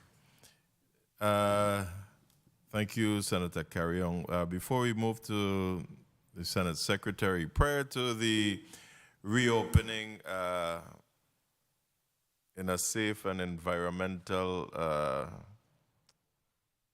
environmentally safe reopening, as you termed it earlier, for the refining operations at Limetree, I wanted to ask the PFA whether or not, if there is or will there be a need for an environmental remediation bond to be in place, so that in the case the new owners were to go bankrupt, that the people of the Virgin Islands wouldn't be left whole in the bag with a big cost to an environmental cleanup. Nathan Simmons, good afternoon, Senator. There's a financial assurance that is required as part of the operating agreement. It was in effect with Limetree, and it will be in effect with whoever successor takes over. So Port Hamilton would have to provide a financial assurance in the form of a letter of credit. So have they presented that? And the term that you're using, would it be the same as the environmental remediation bond? Part of the purposes for the letter of credit would be for remediation of the property, to ensure, rather, remediation of the property in the event of a discontinuation of refinery operations. I'm not involved, the PFA is not involved with the negotiations. We simply monitor what's happening, so I don't know what negotiations have been going on with the Office of the Governor regarding... Understood. But right now you're the closest to the Office of the Governor. That's why the question was posed to you. And we do know that they will be required to provide a financial assurance. Thank you so much. Point of inquiry, Senator Viale, and then we move to Senate Secretary Whitaker. Thank you, Mr. Chair. Why would negotiations be going on if the agreement was transferred? What are we negotiating? I'm just saying we don't have. I'm not privy to any discussions in terms of when exactly they will begin operations or whatever agreements might be made. But in reference to the senator question, you said they would have to follow the same line of credit as Limetree Bay Refinery had to before, and Attorney Walker said that the refinery operating agreement was transferred to Port Hamilton. So there would be no negotiation in reference to the line of credit because it's already established in the agreement that we have, correct, Attorney? That's correct, but I do believe that in the refinery operating agreement, the line of credit is tied to the restart. So the question is, when would the restart occur? That's something that the PFA can't answer. We're not involved in those discussions. But as far as Port Hamilton stepping into the shoes of Limetree Refinery, yes, it is the position that they would also need to comply with the terms of the financial assurance. Mr. Chambers, are you in negotiation with the government of the Virgin Islands or anything? No, sir. Thank you, Mr. Chair. Thank you, Senator Viale. Senator Whitaker, you're recognized for your 8 minutes.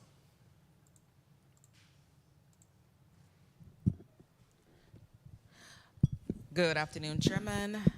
Good afternoon, colleagues. Good afternoon to people of the Virgin Islands. And good afternoon to our testifiers. Good afternoon. And I just want to first off begin by stating that we are in a transition, and I'll also say that I'll be very open and honest and be open in the fact that we live in a nation that is not really observing environmental laws. My other hat is a human rights and justice advocate, and definitely in the space of environmentalism. But we are here today because, first off, in preparing for today's hearing, I did in fact examine what was going on with respect to the communications with the EPA.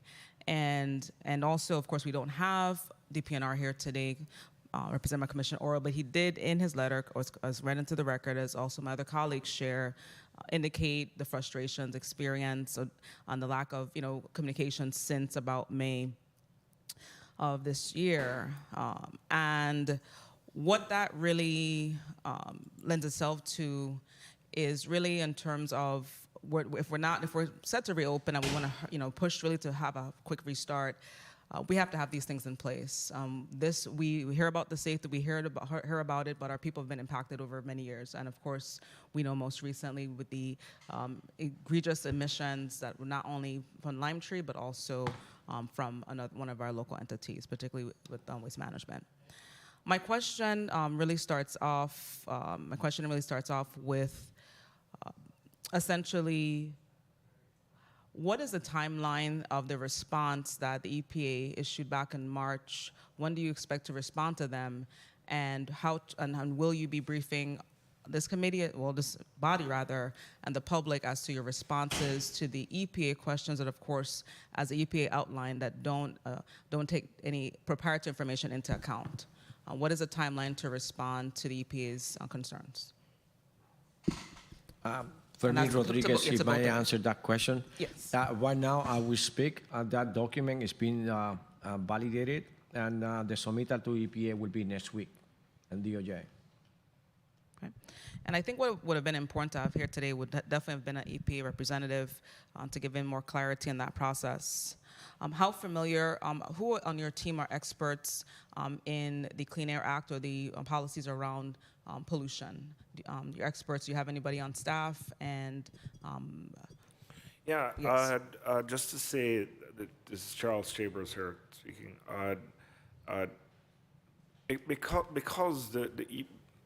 Because safety and environmental responsibility is so central to what it is that we want to do, we are engaged with a number of people in our team who have extensive experience in dealing with the EPA. In fact, one of the attorneys on the team was, I believe, in charge of the air emissions unit of the EPA for many years, as well as other environmental professionals that work for oil majors and were, responsible for dealing with the EPA and for maintaining, standards in line with the expectations of the EPA for more than 30 years. These various people. Thank you for that, just because of time, but I kind of want to get to some other questions, but thank you for that response. Sure. And what about your initial assessments of the environmental impacts? Reaching out to the persons on St. Croix affected, has the company engaged any residents of the Virgin Islands, particularly, well, obviously St. Croix, around the impacts? Have you guys done any assessments and community surveys to get input from the public on the prior experience? And I'm going to also caveat a bit. Most recently, I went out in the container port area, and there were some concerns about emissions possibly coming from the Limetree area. I do commend the Commissioner Oriole for responding, but it also gave me cause to pause, because we're already dealing with the potential emissions, even in a small pocket, impacting some employees in that area with Tropical the new molasses pier, as well as the other, port authorities there. So I am concerned. There are already some emissions concerns coming from the refinery, possibly from the refinery. From the refinery? That is correct. We share that same concern, and right now the refinery have 9 monitors around the fence. We have, as a baseline, the refinery is down at this time, plus also SO2 monitors that we have. So we have 5 people working on all the environmental requirements that you were talking about, who's looking at it. So we have an environmental manager that has 30 years experience living in the St. Croix and the refinery. So that assessment and those regulations are being looked at right now to make sure that we comply with everything and answer the questions about any potential impact downwind. So who fields the calls? So when you get a call on concern, do you guys have clear communications that a member of the public can reach out to you? Do you have clear communications when someone smells an odor near the refinery or anything? Would you guys have a point person to report that complaint to? Right now, there's a calling number and a command center that is shared with terminal and Port Hamilton. We have people 24 hours a day to attend any other complaints. We have a procedure that we deploy people to the community. You have to ramp it up, because the concern I'm indicating was that they did not have the information. I myself went out down there, and I experienced the experiences that the employees are experiencing. I went there myself because I got firsthand information, and there was really it was DPNR being taking the step to take the action, but there was no way for them to call anybody from Limetree and so from the facility. So we have to ramp that up, give information, social media, and also press releases and information, because there are already concerns, and that's where I turn to. The next question I have really concerns a lot of it having to do with the permitting process. And I turn to Commissioner Evangelista. And just in your coordination, Commissioner Evangelista, with Commissioner Oriol, because I'm very concerned that we're even giving out a full license when they haven't completed the process. They still have EPA pulled back on their ability to reopen. Where are you with the licensing process? What teeth do you have to pull back the license as well if they're not successful? Sure. Good afternoon, Richard Evangelista, Commissioner of Department of Licensing and Consumer Affairs. As the issuer of the business license, if DPNR believes that the entity before it is failing to act on a directive, they will just simply ask us to have a motion to have a show cause hearing on whether to suspend or revoke a business license. So they have that at their disposal if necessary. And that's how that process occurs.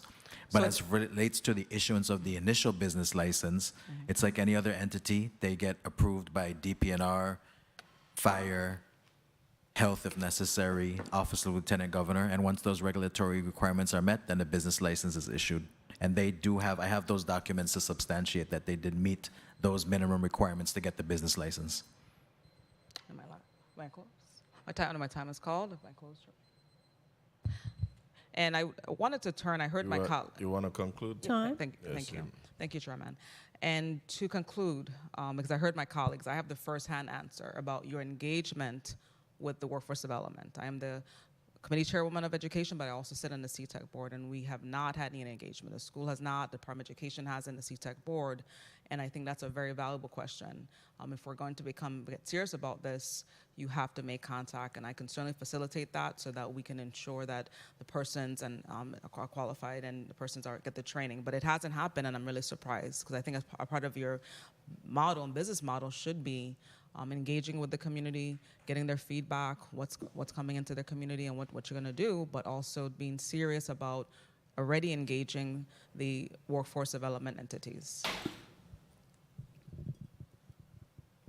Charles Chambers here. I mean, we are really about to commence our process to get to restart. Like I said, it'll happen in, at the moment, we think in the second quarter of next year, so sort of, I don't know, 9-10 months, something like this. And we do appreciate that we need to, and the community engagement is critical.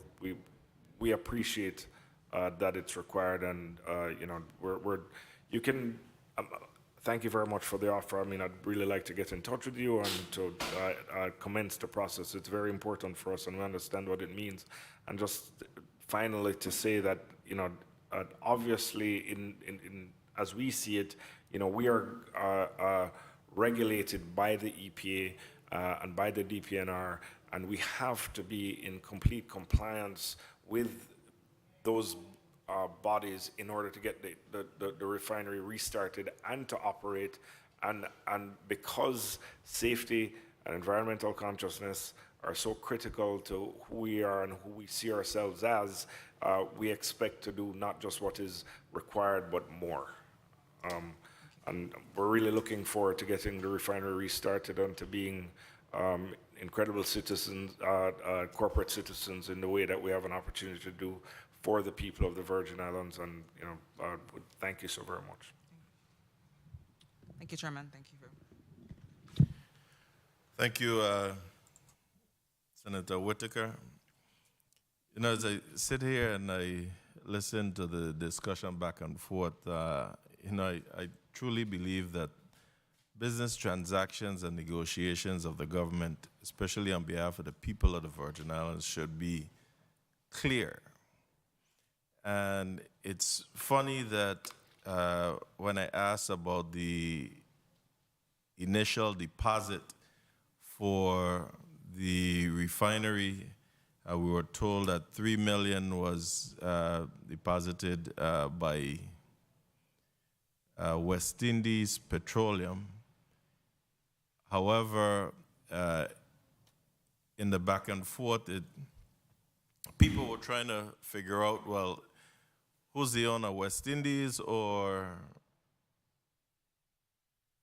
Port Hamilton. We come to find out that Port Hamilton is a special purpose vehicle. Ladies and gentlemen, when I play in the sandbox, I like to know who I'm playing with.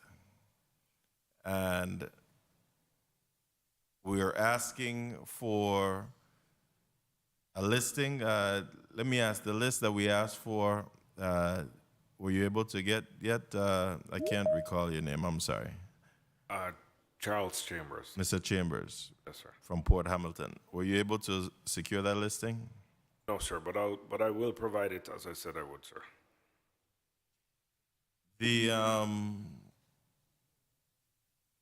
You said you're also, or was also part of West Indies? Yes, sir. What was your position on West Indies, or is? I'm the CEO of West Indies Petroleum, sir. Who are your other partners, or were your other partners? In West Indies. Gordon Shirley and Tarek Felix. Gordon Shirley? Yes, sir. And who? Tarek Felix. Tarek Felix.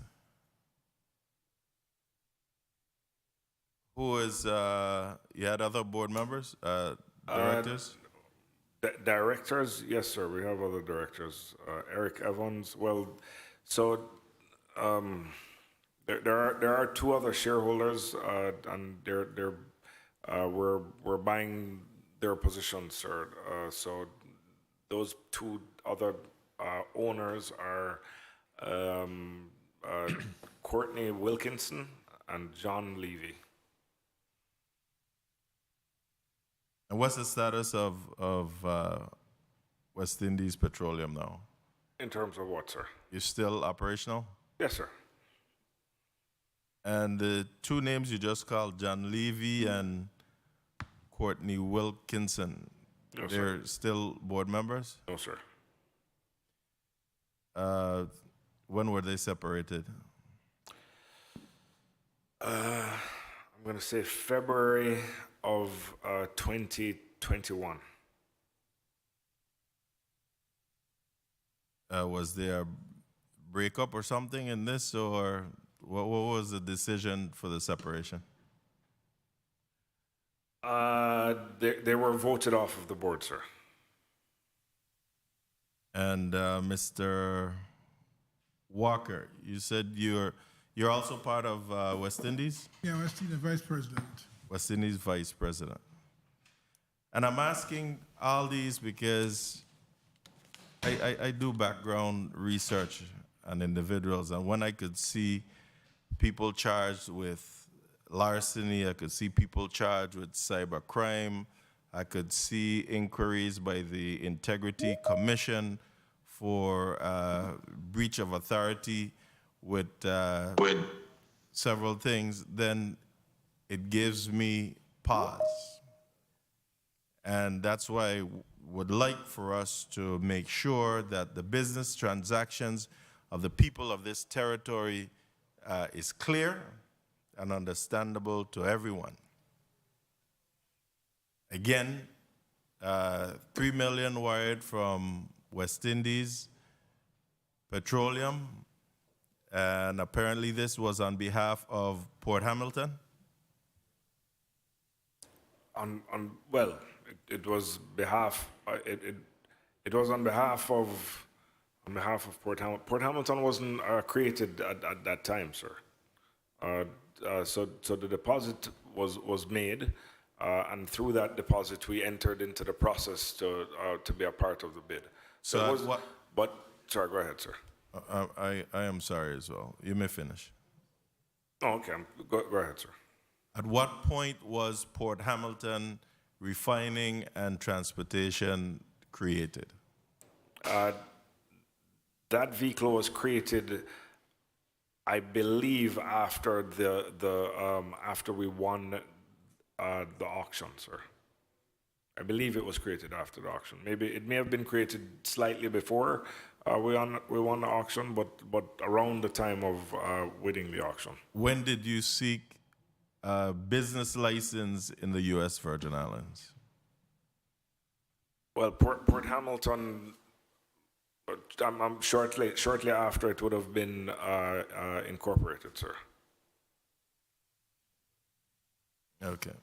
At this time, I'll recognize, because we have a second block, and I don't want to hold individuals too long. We'll have to break in between.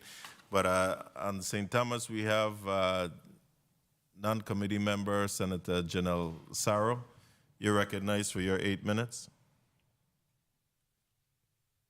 Thank you, Mr. Cheng. Good afternoon to all. Please excuse my lateness. My feedback. Okay. The discussion this morning and that I heard this morning and all the afternoon is quite troublesome. And Mr. Chambers, it seems like you created the SPV to circumvent the bankruptcy proceedings.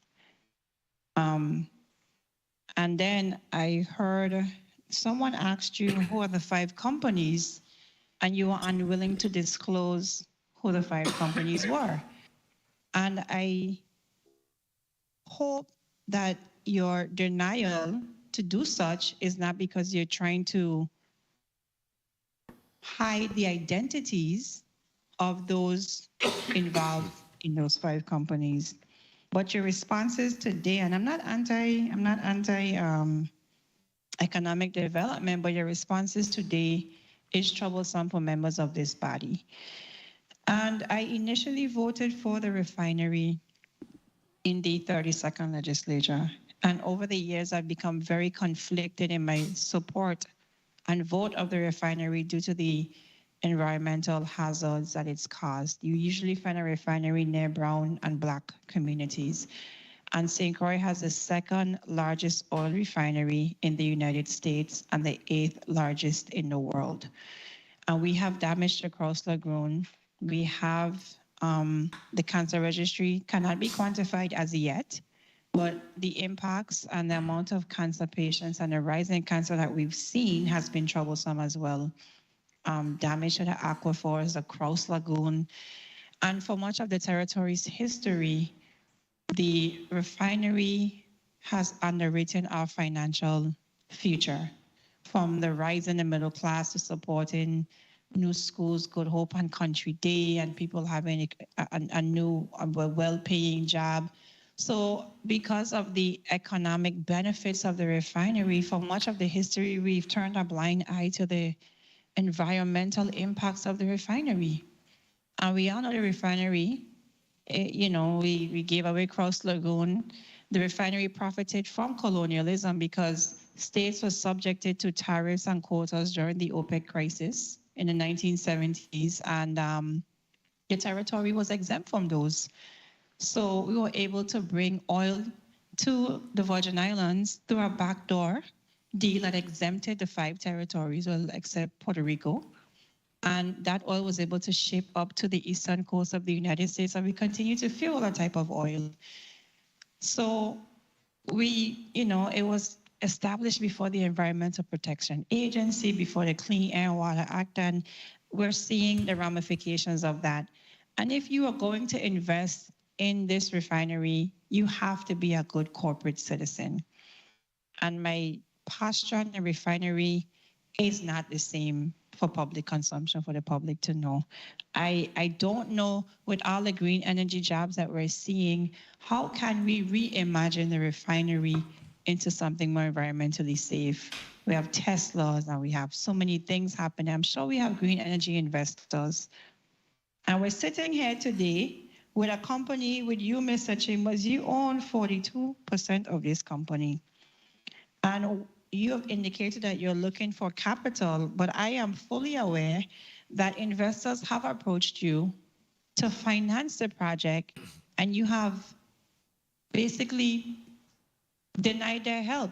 So what's the struggle that you're encountering to find capital, start and operate the refinery? I'm not sure which investors you're referring to. In terms of investors who've approached us to help restart the refinery, and I'm not. So, I mean, we understand. I mean, I'm reiterating. We understand that the incredible importance of being a good corporate citizen. We understand what our responsibility is to the people of St. Croix to operate the refinery safely. That's not answering my question, Mr. Chambers. What's the trouble that you're having with the investors? Because I've listened intently to your responses from the beginning to the end, and you are conflicting. I don't find you to be straightforward. I find some information to be missing. What is the issue that you're having finding the remaining 58%? Well, sorry. Because you create a special purpose vehicle through your company. Go ahead. Sorry, I'm one of the owners of the company that owns that percentage which was mentioned. That's the first thing. I don't own it my own self. The other thing is that you have to understand the refinery was shut down because it had an environmental issue, and if you think about it,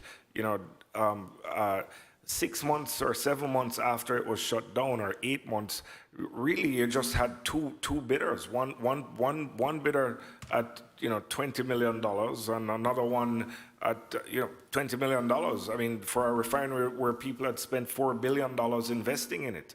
I mean, it's not exactly a simple process to find investors who are willing to take the risk to come into a refinery that had these issues. So it requires, I think, a level of investor who is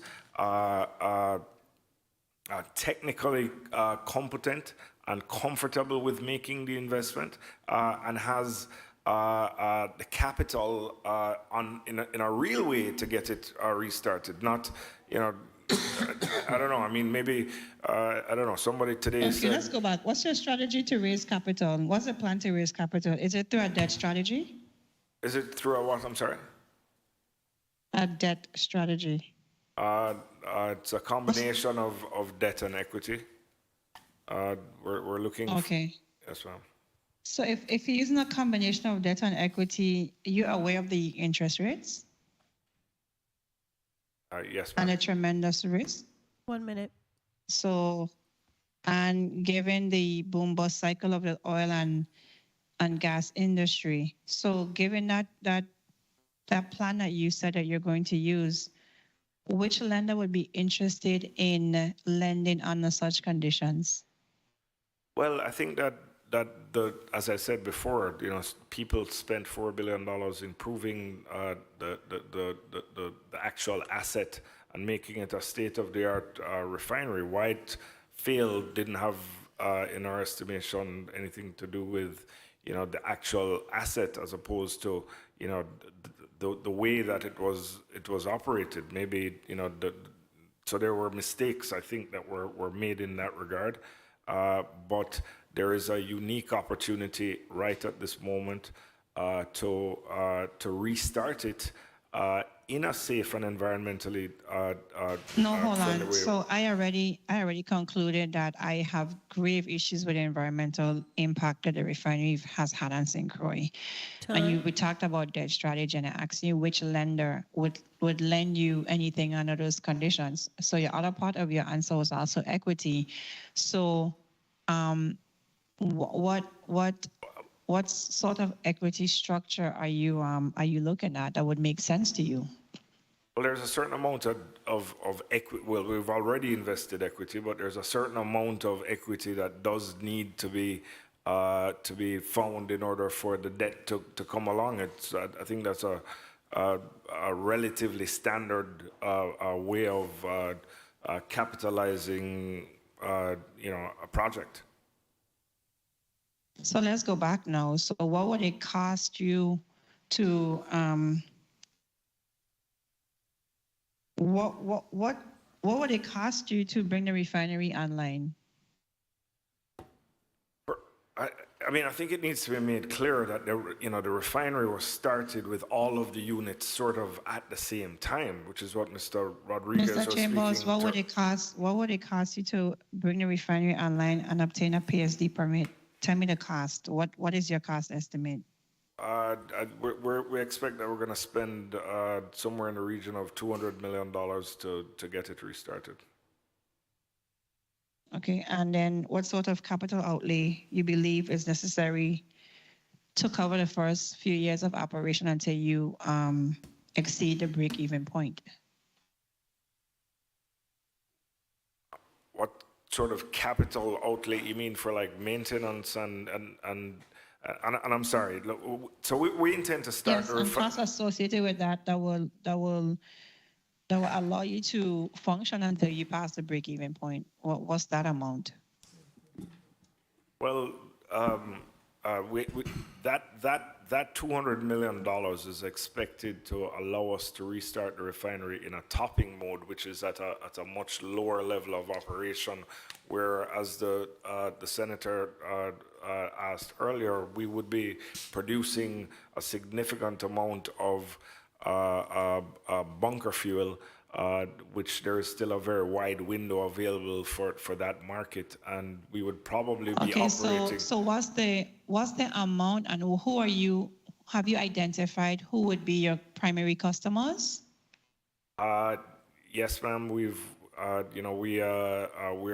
in dialogue with what I would say are I don't know, a large number of global oil players. What region? What region? Global. No. No. So my time has been come, Mr. Chair. I haven't heard time. Mr. Chair? Yes, time was called, but you could wrap up. Oh, I apologize, and I don't want to abuse the time, but when Limetree Bay came before this body, there was a slew of people. There was a legal team. We had a legal team in the back. We had full transparency. We toured the refinery. Limetree was able to identify to us who their potential partners were, what region of the world that they were going to be selling to, what relationships they established. There was a full level of transparency. Today, there is minimal transparency about this refinery restarting. The numbers are off. We don't know who your investors are. You're being funny with the numbers and how much it'll cost to restart the refinery. And I caution my colleagues to be mindful of how we proceed, because you can't put a monetary value to any life, because the refinery may be good for our economy, yes, but we pay for it on the back end with our citizens becoming infected and becoming sick. So the money that you make on one end, you lose on the other end in the high cost of healthcare to keep our people healthy in this territory. And I really am not comfortable with the discussion today, Mr. Chair, and I look forward to a follow-up hearing where we go until all night, because when we did the Limetree, we had till 3-something in the morning. We need to devote a day to this discussion, because the people of St. Croix and the territory deserve much better. Thank you for the time. Thank you. We may have a follow-up, and like I said earlier, while we don't have bills or ratifying anything and whatnot, this is just informational session. Mr. Rodriguez, before I ask my colleagues for their wrap-up, do you have an assessed value of the equipment on the refining property? We did an assessment of equipment that... Speak into the mic, please. My apologies. We did an assessment recently. We had not completed. It's over $110 million. Say that one more time slowly, please. We started an assessment of the value of the equipment that we have in the refinery, and the value is over $110 million if we were going to purchase it. So you've started one, and it's valued over $110 million, but you're not completed. That's correct. Okay. Thank you. Colleagues, I'm going to just, let's wrap this up, and we'll start from the top. Senate Vice President Francis, you're recognized. 2 minutes. Thank you very much, Mr. Chair. Mr. Chambers, Mr. Danville Walker works for you? Yes, sir. He does, right? So we're having a discussion today. We have a $3 billion investment that was made by Limetree. We have maybe 4 in some instances, right? 4 billion. We have a $125 million buoy system that was put in place. $125 million, we approve it. Buoy, all right? And we're talking about an investment that have been made by sometimes West Indies, the other time Port Hamilton for $30 million. So if the refinery never opened and you're able to just cut it up and scrap it, you're still ahead of the game. The people of the Virgin Islands want and will ensure, once we're sitting here, we're committed to make sure that we're getting the best bang for our buck and the sacrifices that continue to be made here in the territory. All right, so I would suggest that you do your due diligence. Today I believe that you weren't prepared for the onslaught of questions that came your way. I don't know what you were briefed on, but there's no slouch here. We're willing to commit our life on behalf of the people of the Virgin Islands. I did it for 25 years as a law enforcement officer, and the Port of Customs could have an appreciation of that, the commissioner of the port. For 25 years I did that, and again, I continue to do that in my role as a senator. If it's mothball that's there, and our people continue to live, we're better off doing that. But if you're gonna come, please come good. And we're willing to support an economic development, but it must not come at the cost of the people of Frederiksted or the people of St. Croix. Thank you very much. I still continue to have an open mind and willing to meet as we continue to vet this piece of this measure that's before us. Thank you very much, Mr. Chair, for the time. Thank you, Mr. Vice President. Senator Johnson, you recognize? Thank you very much, Mr. Chair. Wasn't prepared, but I'm prepared. I must say that I'm not comfortable with what I heard today. I'm very straight and forward. I live on the western part of this island, and I don't want to experience what I've experienced. Many nights can't sleep in my house. That's not a comfortable feeling, and based on the line of questions and my colleagues not getting the answer, I'm very uncomfortable. My one question I would like to ask Mr. Rodriguez, you gave me 4 neighborhoods and areas that you're going to do these outside monitors. And Clifton Hill is not on that list. And that's the first neighborhood to suffer from any exposure. Why is Clifton Hill not on that list? Not on those 4. There's some other 5 stations that cover Clifton Hill. We could provide the listing of all 9 that will be in place. So you will have monitors that will be covering Clifton Hill? Yeah, there's one system. Talking to the mic, please, Mr. Rodriguez. The answer is yes. Talking to the mic. My apologies. Yes, the answer is yes. All right, definitely, again, through the chair, we'd like to see where all 9 monitors is, because it's important. It's very important to the people of this island that they don't have to go through what they went through before you were there. Just correct. I will provide that map with their locations. It wasn't a very good time, a very good couple months. Mr. Chambers, you wasn't here. But I'm quite sure you, if you're in tail and you're reading, the people of this island suffer greatly. And only God knows how many of them can end up with cancer or some disease or something down the road from the contamination and that fumes that was stuck in the house. It wasn't easy those days, very difficult days. People are not going to let that go that easy. I appreciate you continuously talking about safety.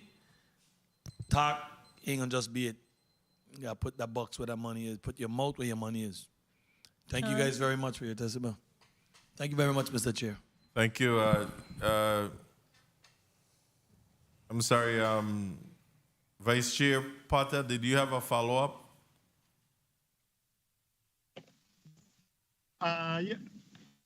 Yeah, maybe just a brief comment. Thank you again, Mr. Chair, and thank you very much to the testifiers for their participation in this hearing.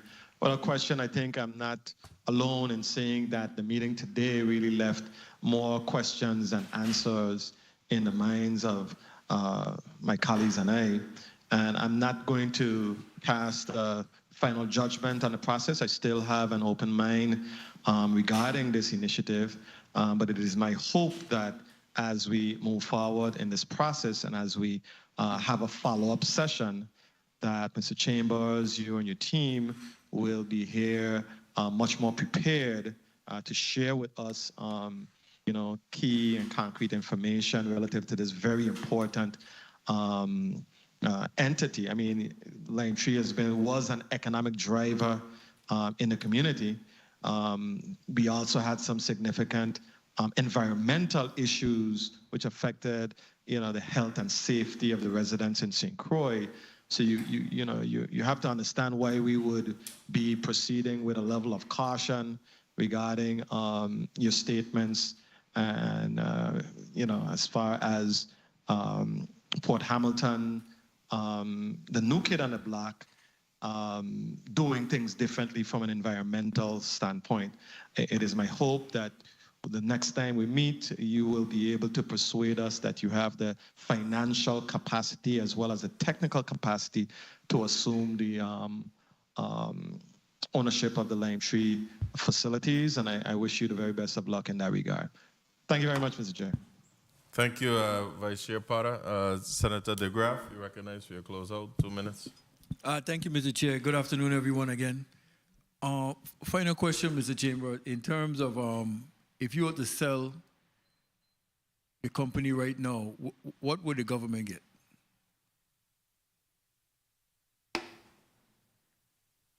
Is there any clause that right now, if you were to sell the company as it is, would the government get a? I'm not aware of. You're not aware of it? Off the top of my, no, sir, I'm not. Okay. Well, like I say again, for me, I hate to be redundant, but I'm gonna be redundant. Based on the information again put out today, for me, I came with an open mind. I listened attentively, and I gave the benefit of the doubt. But I'm still not satisfied. As I wasn't back in, I think, 2018, 2017, when the original one went through. So I wasn't satisfied then. That's why I didn't support it then. So we had to take a vote on it today. Again, my answer will still be no. Because again, like I said, the impact to the economy, the great jobs and things that they provide, all those are great attributes. But to me, where it comes putting that towards versus people's lives and stuff based on the toxins and stuff, it's not close for me. So, that's some of the issues I have. And then, there are other logistics and different things, but, this is a very serious matter. It's a very serious matter to the economy. It's a very serious matter to the people. But again, health and safety is number one and most important to me. And I'm only one person. I speak for myself. And like I said, I came with an open mind, and I'm willing to listen and think, but I still wasn't convinced now of any difference for me. So thank you for coming, giving your testimony. You take the blows. Hey, that's your job. But again, we'll set up another meeting, got more blows for you. But again, if we could get, and I want you to be funny, so I do apologize. But again, it's, to get what we're trying to get for the best interests of the people of the Virgin Islands. Thank you for the time, Mr. Chair. Thank you, Senator DeGraff. Senator Francis Heiliger, you recognize for your 2 minutes. Thank you. Good afternoon once again. For me, this has to do with the people of this territory and making sure that their health and wellness is at the top of the priority list of these organizations. I've listened to my colleagues throughout the day speak about many concerns, and I have brought forward a few. But at the end of the day, if we're not going to do this in a way that the people are protected, you're going to have members of this chambers and this legislature not very supportive of this. So the only thing I wanted to say in closing, when it comes to the environmental aspect of it and making sure that the safety aspect of it, when you speak about potentially starting over factions of the refinery with maybe 170 people, numbers like that concerned individuals like me, because I remember when the refinery had thousands of people just to operate it. So even if you're going to reduce it down to a small section, You know, I'm thinking that's 8%, 10% of the people that actually used to work there. So I'm starting to think about the safety issues, the numbers, how is this going to work logistically across the board? So I think with the follow-up, a lot of that information is going to be necessary to really get us on board to understand what you're doing. And I know through the chair, I made an inquiry to ask for the listing of who the individuals are that actually own the refinery. I definitely will be looking forward to that so we could better understand who the players are. You know, I know it came off today where some feel, you know, they're not getting as much forthright information, but at the end of the day, if you can provide that to us, I would personally appreciate it, okay? Sure. So thank you, Mr. Chair, for the additional time. I have no questions, but I am looking forward to the information. Thank you, Senator Francis Heiliger. Senator Saro? I'm sorry, Senator Whitaker, you're recognized for your closeout. Thank you, Chairman. And of course, my line of questioning really dealt with environmentalism. I've advocated, I also, with the people of the town of Frederickstead, I was in a series of town hall meetings, engaging, and so that is the number one concern about the safety of our people. And Department of Health is still much behind in the cancer registry as I engage over, and so that's really important to be good corporate citizens. But the main question I have as well in the finality of this is what is Port Hamilton doing to actually, who are the contractors who are going to be able to allow for y'all to actually obtain the permit? Who have you engaged? And I would like that information to be provided to the committee of who you all are engaging to actually bring your, to address the permit, because that's the challenge you have faced right now. Who are you outside of the organization engaging to get the permits, and who are those individuals or individual? You want a listing of those people? Yes. Yes. Okay, sure. Okay. And if you can answer that, these individuals who would enable you to get this permit, who are the organizations?